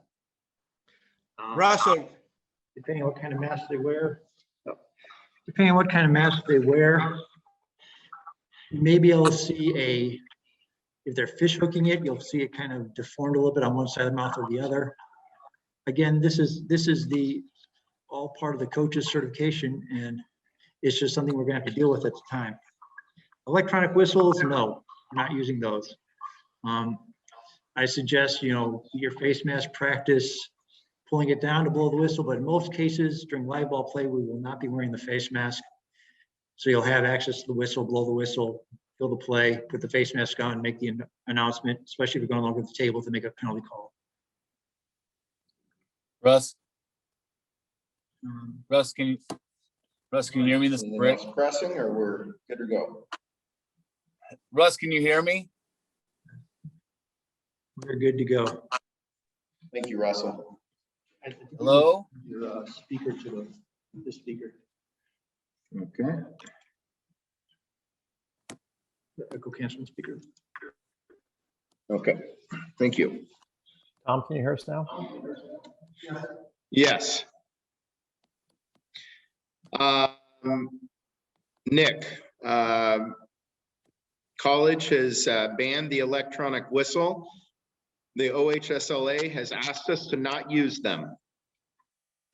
I understand that your thoughts on that, and I get that you like to use it. It was a horrific experience, opening weekend of the college season.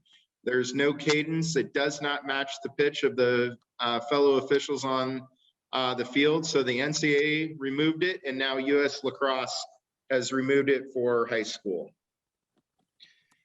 Face masks. Yes, we will all have standardized face masks. You will receive those in the mail. We do not know the date of arrival for those.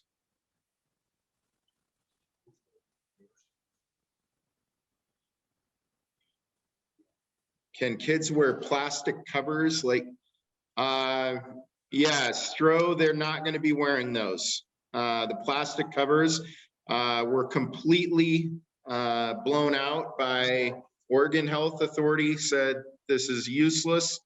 And so no, they are going to have to wear actual face masks, no substitution for a face mask. Jackets are going to be covered, Stro, later in the program.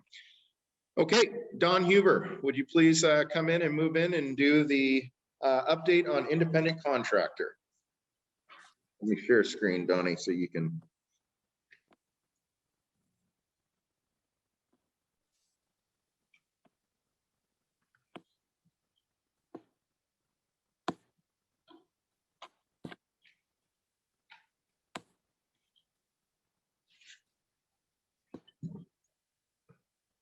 All right. Most of you gentlemen know about this, but for all you new rookie officials, we are considered independent contractors.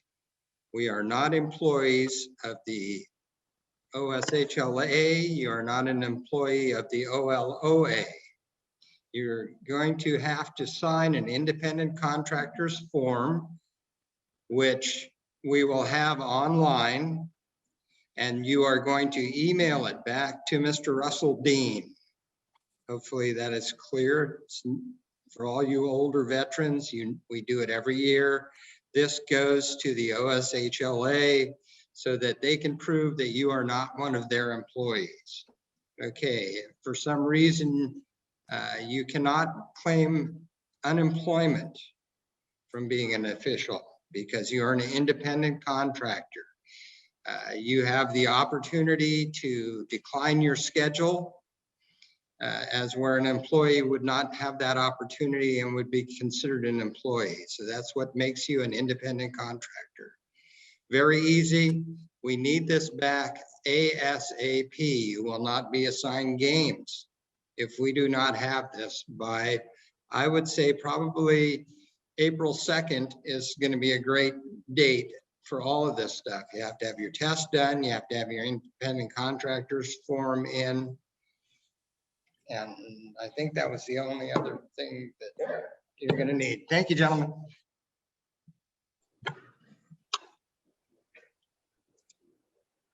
Let's see if we can get it back to where.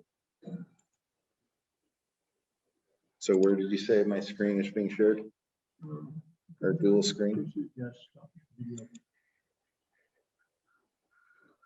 Okay.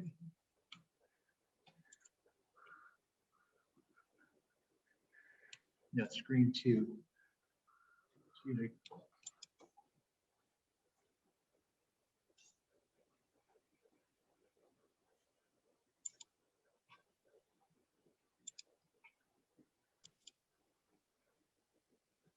Sorry, guys, we're having a technical difficulty.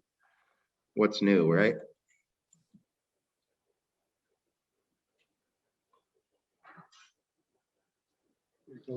Reduce this. Just hit the double box. Reduce this one. Right click out here somewhere. Yeah, but and slideshow. There we go. Yeah, slideshow. Okay. Boy, it's fun learning all the new stuff, guys.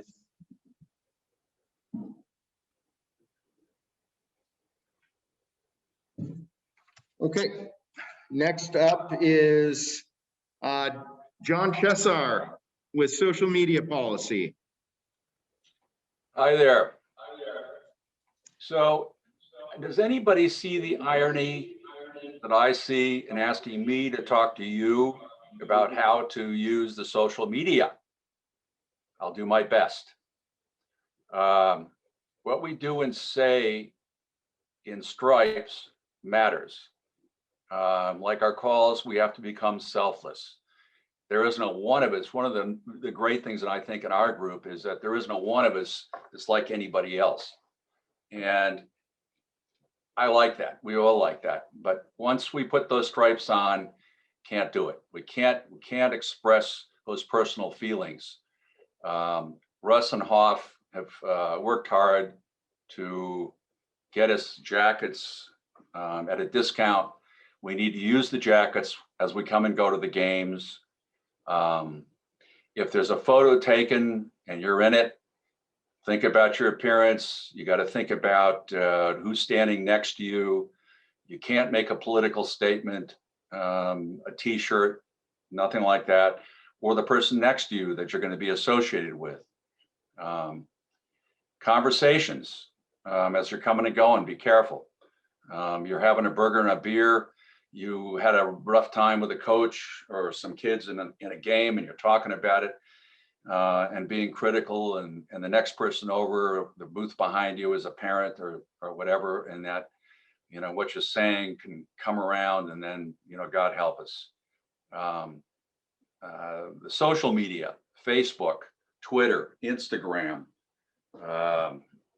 Snapchat, whatever the heck that is. You know, hey, I'm coming home from the grocery, honey, I'll be there kind of phone. You got to be careful because it's accessed by more than just us. You hit send and it's history and available for everybody to look at. If you cross the line, there are reprimands, but that's not really the point. I guess the point is we have to be careful not to kick a hornet's nest. Think and consider before you say and do.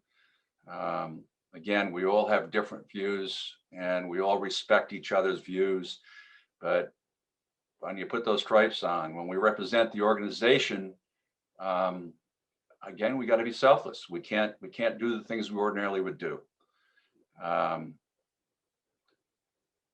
Watch what you say. Watch what you do. Use common sense. So, and I look forward to running with you guys in a few weeks. It's been way too long. Any questions? More than welcome. Thank you, John. We know you are the expert in social media. And as Johnny B notes, we can all check out John Chessar's MySpace page anytime you want. Although I was thinking farmers only, but that's fine, John. Thanks. Okay, troops. Next up, conflict of interest policy, Locke Chandler.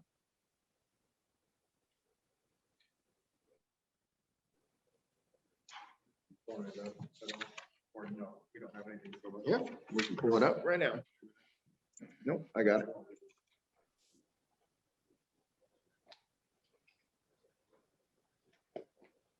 We're not going to read it verbatim.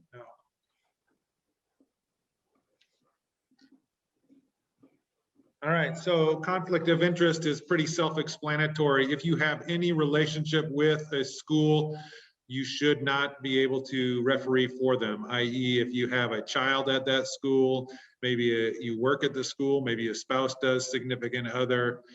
And so just you want to make sure that the assigners know, and they may already know just because of just how we know people's relations are with regards to what they are doing and where they're doing it. But just you want to make sure that there is no potential conflict of interest, you know, just like we want to remain and have the utmost integrity. And so when parents find out, you know, potentially that your child plays at a school that you're refereeing, then that can throw your decision-making into question.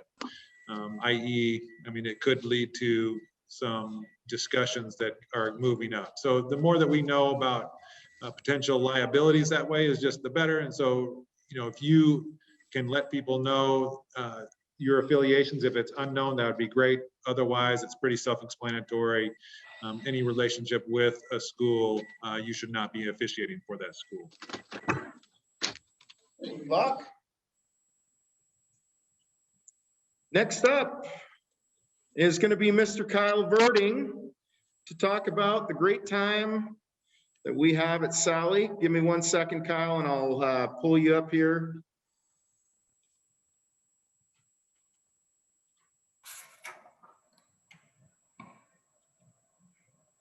Tried to scroll through 3 pages of attendees.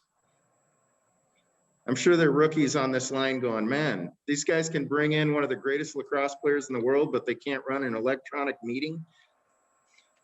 I would just suggest looking at gallery if you're trying to find somebody. I was in gallery. It's 3 pages long, my man.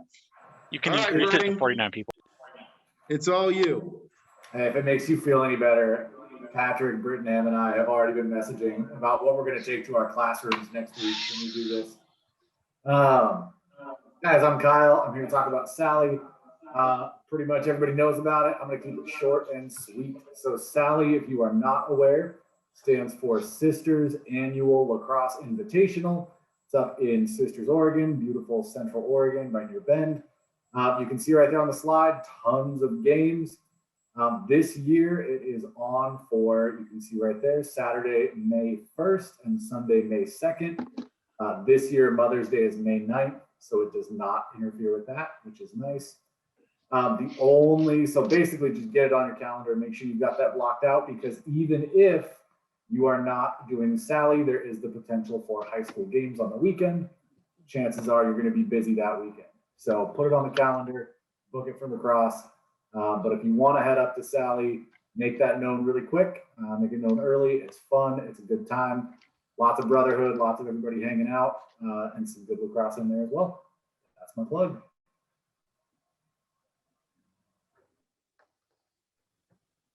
Thank you, Kyle. Next up is Bob Weir and Nick Harrigus regarding the OYL, the artist formerly known as the Oregon Youth Lacrosse Association. Let's see, let me get you guys here. There's Bob. Add spotlight, remove birding, add Nick. Where's Harrigus? Which page is he on? Hey guys, well, while Tom is finding Nick, I'll go ahead and just get us started.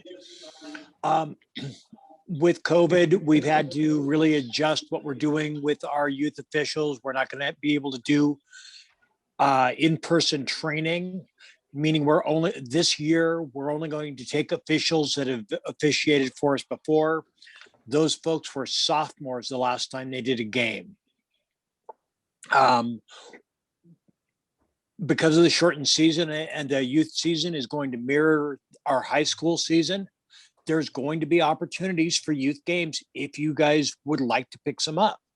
We're all going to be working a shorter schedule than we have in the past, and we could use your experience and mentorship with some of our young men who are going to be out officiating. Nick and I will be conducting 3 classes like this for youth officials, and then we'll have a practicum. And the practicum is where we actually bring them out on the field. Everybody will be in masks. We're going to actually run them through face-offs and out of bounds and teach them how to throw a flag and blow a whistle. Lots of you have participated in that before. If you would care to set these dates on your calendar, the April 3rd and April 4th are going to be the dates that we have fields. We can use all the volunteers who would care to come out and help us out to get those young men ready for their first day on the field. Our first day for youth lacrosse, where they will actually be playing games, will be April 12th.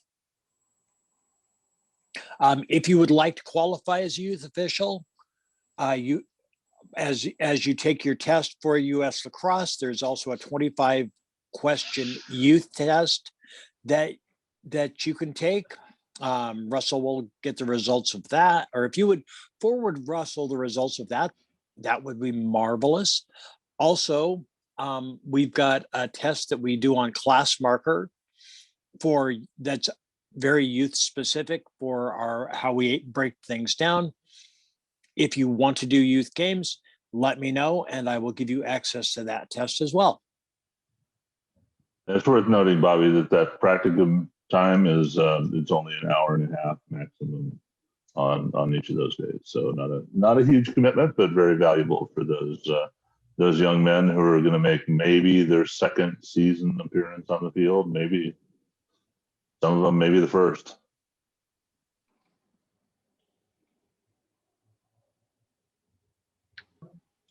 Anything else, Bobby, Nick, you guys good to go? Gentlemen, do you have a location on that practicum? No, as soon as I have those fields secured, I will send out an email to y'all, letting you know where and when we will have those. And you're more than welcome at one or the other or both. Absolutely. And that's it for us, Tommy. All right, thank you both. We appreciate the work that you guys do there to make sure we got kids who are going to be able to play this sport for many years. So loading up the system. Next up is Tom Johnson and Mike Brooks on mentorship.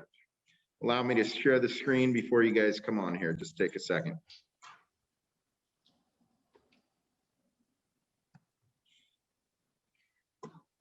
All right, floor is yours, gentlemen.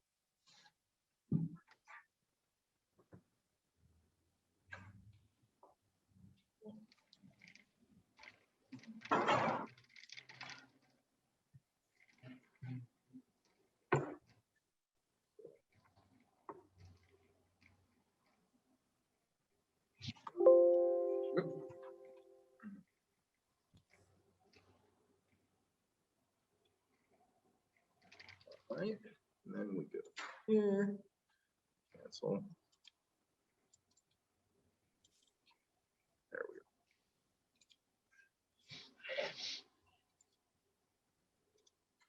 Let's go through that. Okay. Ready? Yeah. Hello, gentlemen. We're here to talk about rookie mentorship. This has become a priority for the OLA. And it's one of our most important areas to get our rookies paired off with a veteran official. So they will basically be mentored and walk through multiple seasons. And this also goes hand in hand with retaining those officials. The better leadership we show them, it seems to help them stay with officiating, like the officiating, and understand the game a little more if they're not previous players and or officiating other sports. Anything to add to that, Mike? No. This is a safe, excuse me, this is a safe place for new officials to be able to not only ask any questions, and it's just between you and your mentor. Your mentor is going to be able to help you navigate the computer and getting yourself your assignments, teaching you how to block your showing your availability, and just to ask questions. So this needs to be someone that's willing to be able to take that call after a JV game, or hopefully work with your mentee. So this is a great opportunity to give back to the association as a veteran. Yeah, and you'll be paired up with a veteran, and that goes through your schedulers. We look for people that live in the same areas and are working alike games. A first year official, you're going to be working JV games, and you'll be paired, like I said, you'll be paired up with another official to help you through those. Any questions you have on mechanics, rules, interpretation, what did you see? This is what we want to go through and help you understand as a new official, and understanding the game to make you confident to stay in there and understand the game. So we kind of touched on this, basically, you just need to be a good ear, just to start a conversation, because we've all been a new official and we're questioning some of the stuff we've done or not done. It's a great opportunity, like I said, to give back to the association. So, Tom, so by doing this, are we going to be trying to just have these guys email in the mentor being a mentor, and then we can have Don set them up with these guys? We're actually gonna assign. Okay, all right. Maybe it's next slide.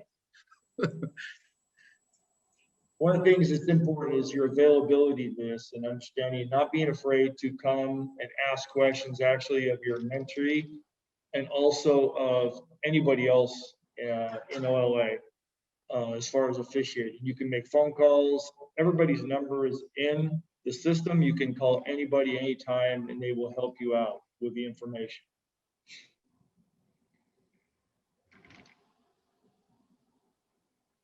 So anyone that is a first or second year official, it's a great idea to have a mentor. And like I said, if you see up here, you've got Tom's and my numbers and our email addresses. We'll be more than happy to field any messages you guys have and get any answers that we can get. If we don't have that answer, we'll get to the board and we'll get you an answer. All right? Big work on it. Okay. Okay, guys, we're on the home stretch here.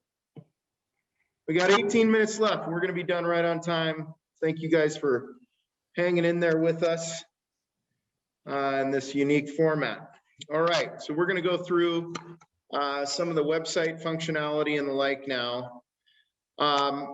At our veterans training, especially for those of you who are in your first couple years, getting into the system, it's a very intuitive system, pretty straightforward, but if you do get some hangups, make sure to reach out to your assigner or a mentee, a mentor.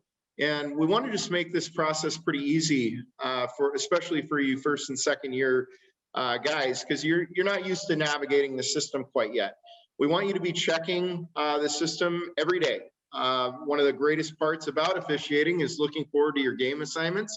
And so the program really helps you line up your schedule. There's some you can, export your schedule, whatever you need to do to make sure you're on time and ready to roll. The system will help you out. Russell talked about getting, before the season starts, making sure all your portals are accurate with right email address, cell phone number, etc. We are going to rely on the cell phone system as much as the email system probably this year if there are very quick cancellations or new locations for games and the like. So make sure to really tune in. We don't want anybody to have to drive to a location only to find out that 4 hours ago they received a text message that the game had been changed. Ours, as a reminder, you're required to turn in a game report before the end of the night. So I know in the past, a lot of people liked hopping on the next morning. You're tired at the end of the night. We just need those submitted at the end of each game in the evening. The reason is I'm an early riser. Paul is an early riser, Paul Schlesinger, and any issues that happen the night prior, we get up and after those starting about 6:30 a.m. So if we don't get a game report in until 10:30 or 11 or on your lunch hour, and there was an issue, you're taking away crucial hours for us to be able to navigate. Believe it or not, I do have a more than full-time job, and so I do try and clip a lot of that work out before 8 or 9 a.m. So help me out there. We're going to look into, this is a pretty exciting development, and Coach Bruin touched on it. All teams are afforded one scrimmage this year. And for the first time ever, all of you officials are going to get paid. I remember the days of going with Bob Weir, and we'd go to Clackamas and we were paid in cases of beer, or here's a gift card. We're all laughing about those days are actually done. You're actually going to get paid to be on a scrimmage this year. It's designed to get our younger or less experienced officials game action. So you're going to get paid, but there's no travel fee whatsoever on the scrimmage games. That was part of our negotiation with the league. You're going to see the SCRIM in the column, and where you'd see that different is in for a normal game. So if you notice on this screen, one is denoted as scrimmage, one is denoted as no, it is not a divisional game, but that would be a regular season game. Here's how it'll look on your final paycheck, on your final stub before hitting submit. You'll notice that no travel fee under the scrimmage, but a $50 flat fee. And then the wage that Brian would be paid on a normal game plus travel in light of traveling from South Salem to Eugene. Ejection reports, gentlemen, I very much, sure. I just want to let you guys know to remember that even though you're signed up for a scrimmage game, you could have rookies with you. They are not going to be paid for this game, okay? The other thing with the scrimmage game is that the coach has a lot of input into how the games are going to be run. So they can stop play whenever they want, give them a whistle, because they're trying to set up their teams for the next week or the next day when the season begins. So you've all been through scrimmage games before when you were rookies, and now when you're veterans. We're going to run those the same way. Just remember that if you're assigned a scrimmage game, you might have other rookie officials showing up at the game. Thank you. Sorry about that, Tom. No, you're great. I appreciate you doing it. Okay, as we head down, here's a reminder for everyone, ejections. If you have, is that not going down? There we go. If you have an ejection, all 3 crew members need to submit a report. These do not need to be full Bibles. We need a good summary of what occurred, trying to keep the emotion out. We just need facts, but we address those early in the morning, as I mentioned. Due to the compressed schedule, some teams may have games back-to-back nights, and so we need to get those ejection reports submitted the night prior. The reason that we need all 3 officials to submit is because that's our commitment to the OHSLA as they evaluate different game situations. Let's say you were, and this is hypothetical, you are one of a 3-person crew, you have an ejection in your game, you were not part of seeing, let's say it occurred behind the play and you're responsible for GLE. Just say, did not see the play, supported the crew. Then maybe the 2 officials who saw the play will then submit their reports. Crucial to get those reports in, gentlemen, and I always need a text message that you had an ejection in your game, if not a phone call. Please do not let me wake up the next morning to Paul Schlesinger telling me we had an ejection instead of one of our officials. I need that report to come into me, and then I will immediately let whether it's Don or Tom Johnson or myself as assigners know that it has occurred within their region, and that Russell and myself will evaluate possible consequences with the league.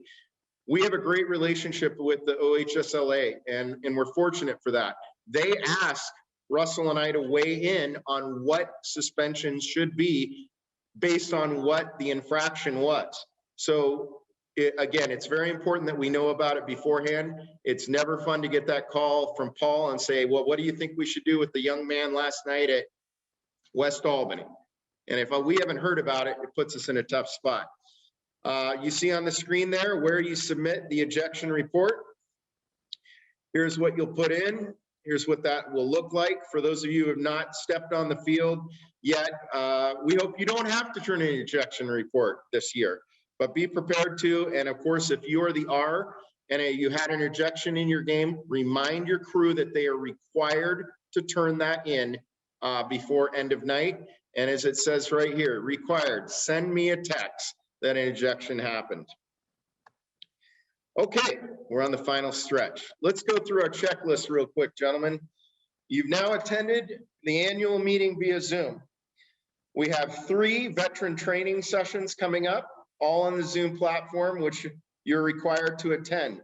If you cannot be live on one of those sessions, you need to make myself and Russell Dean aware. This is not simply, I'm not going to show up and I'll catch the recording later. You need to record that you will not be on the session, or it is viewed as an unexcused absence. Again, this goes back to our responsibility to the OHSLA for minimum training hours.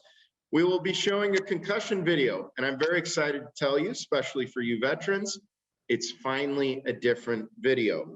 When in doubt, sit them out. Right, we all heard that one too many times. Need you to comply with our conflict of interest policy. That is, if, as Locke explained, your kid plays on a team, you're probably not coach, you're not reffing that game. So help us out with that. The social media policy, we need everybody on their best behavior. Remember, anything that is on social media is going to be seen by many people, probably more than you intend. You will need to sign, scan, and submit your independent contractor agreement. There were some people who, and I love you guys, you already got on it, and right during this meeting submitted your independent contractor. That document that is valid is not up on the website yet. We will fix that this evening.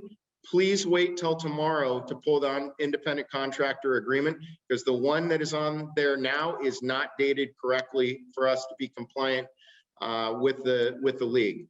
We know the importance of April 2nd is getting your US Lacrosse membership in.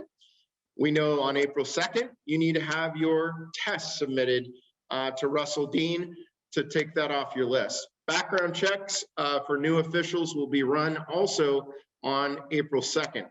One thing on the background checks, you are responsible to go into US Lacrosse and start that check. You no longer need driver's license and date of birth. Because US Lacrosse doesn't require that, we don't send any that information to US Lacrosse. Okay. And if you want to, you can delete that information from your website. You want the information. How old do you know you need to have it? How old people know that they need. I will contact the new rookies. I contact the people when done. Give the instructions. For those who could not hear, Russell will contact you if you need to have a background check conducted.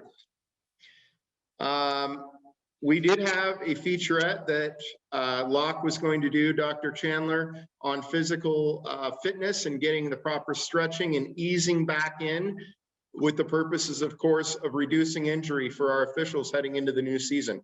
Locke is graciously, it will take that on in our first veterans training to give you gentlemen as much time as possible to start that. We're sorry we're not able to get to that today. Okay. We're back to normal here. And I will take off. Is everybody back on the video, or is it just showing my screen now? Everybody, all right. Gentlemen, we know this is going to be a very unique year. It's about mindset and how we head into it. If we think it's going to be a year like every other, you're probably going to have some disappointments. There's no giant state title that these teams are building up for, but they are going to do their conference playoffs. There's no great gathering and hugging and all the things that make being an official and in this group so important. It's going to look very different this year. There are going to be a lot of fist bumps. John Chessar, I'm going to miss his hugs and kisses, but it is going to be a very different year. It's our job just to do our responsibility and really kill it for those 5 weeks. Better times are ahead for all of us. We've got a great summer tournament season lined out that we'd love for you to all participate in. And really, this is a time now to take any questions from the group that any of us as board members can hopefully provide you some answers with. And then we'll make sure to be wrapped up in 5 minutes.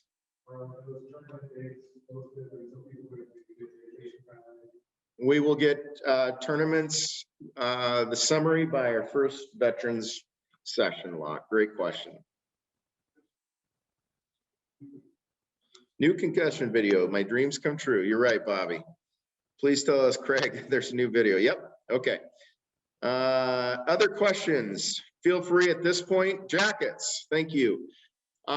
We did have a couple, and you know who you are. We still are awaiting payment. At this point, there's not going to be time for you to send a check in. You need to get a hold of me and send me $40 via PayPal or Venmo, because we've had to make that deposit for those jackets. We expect them to come in the week of April 7th, which will provide us as assigners a little bit of time to distribute them.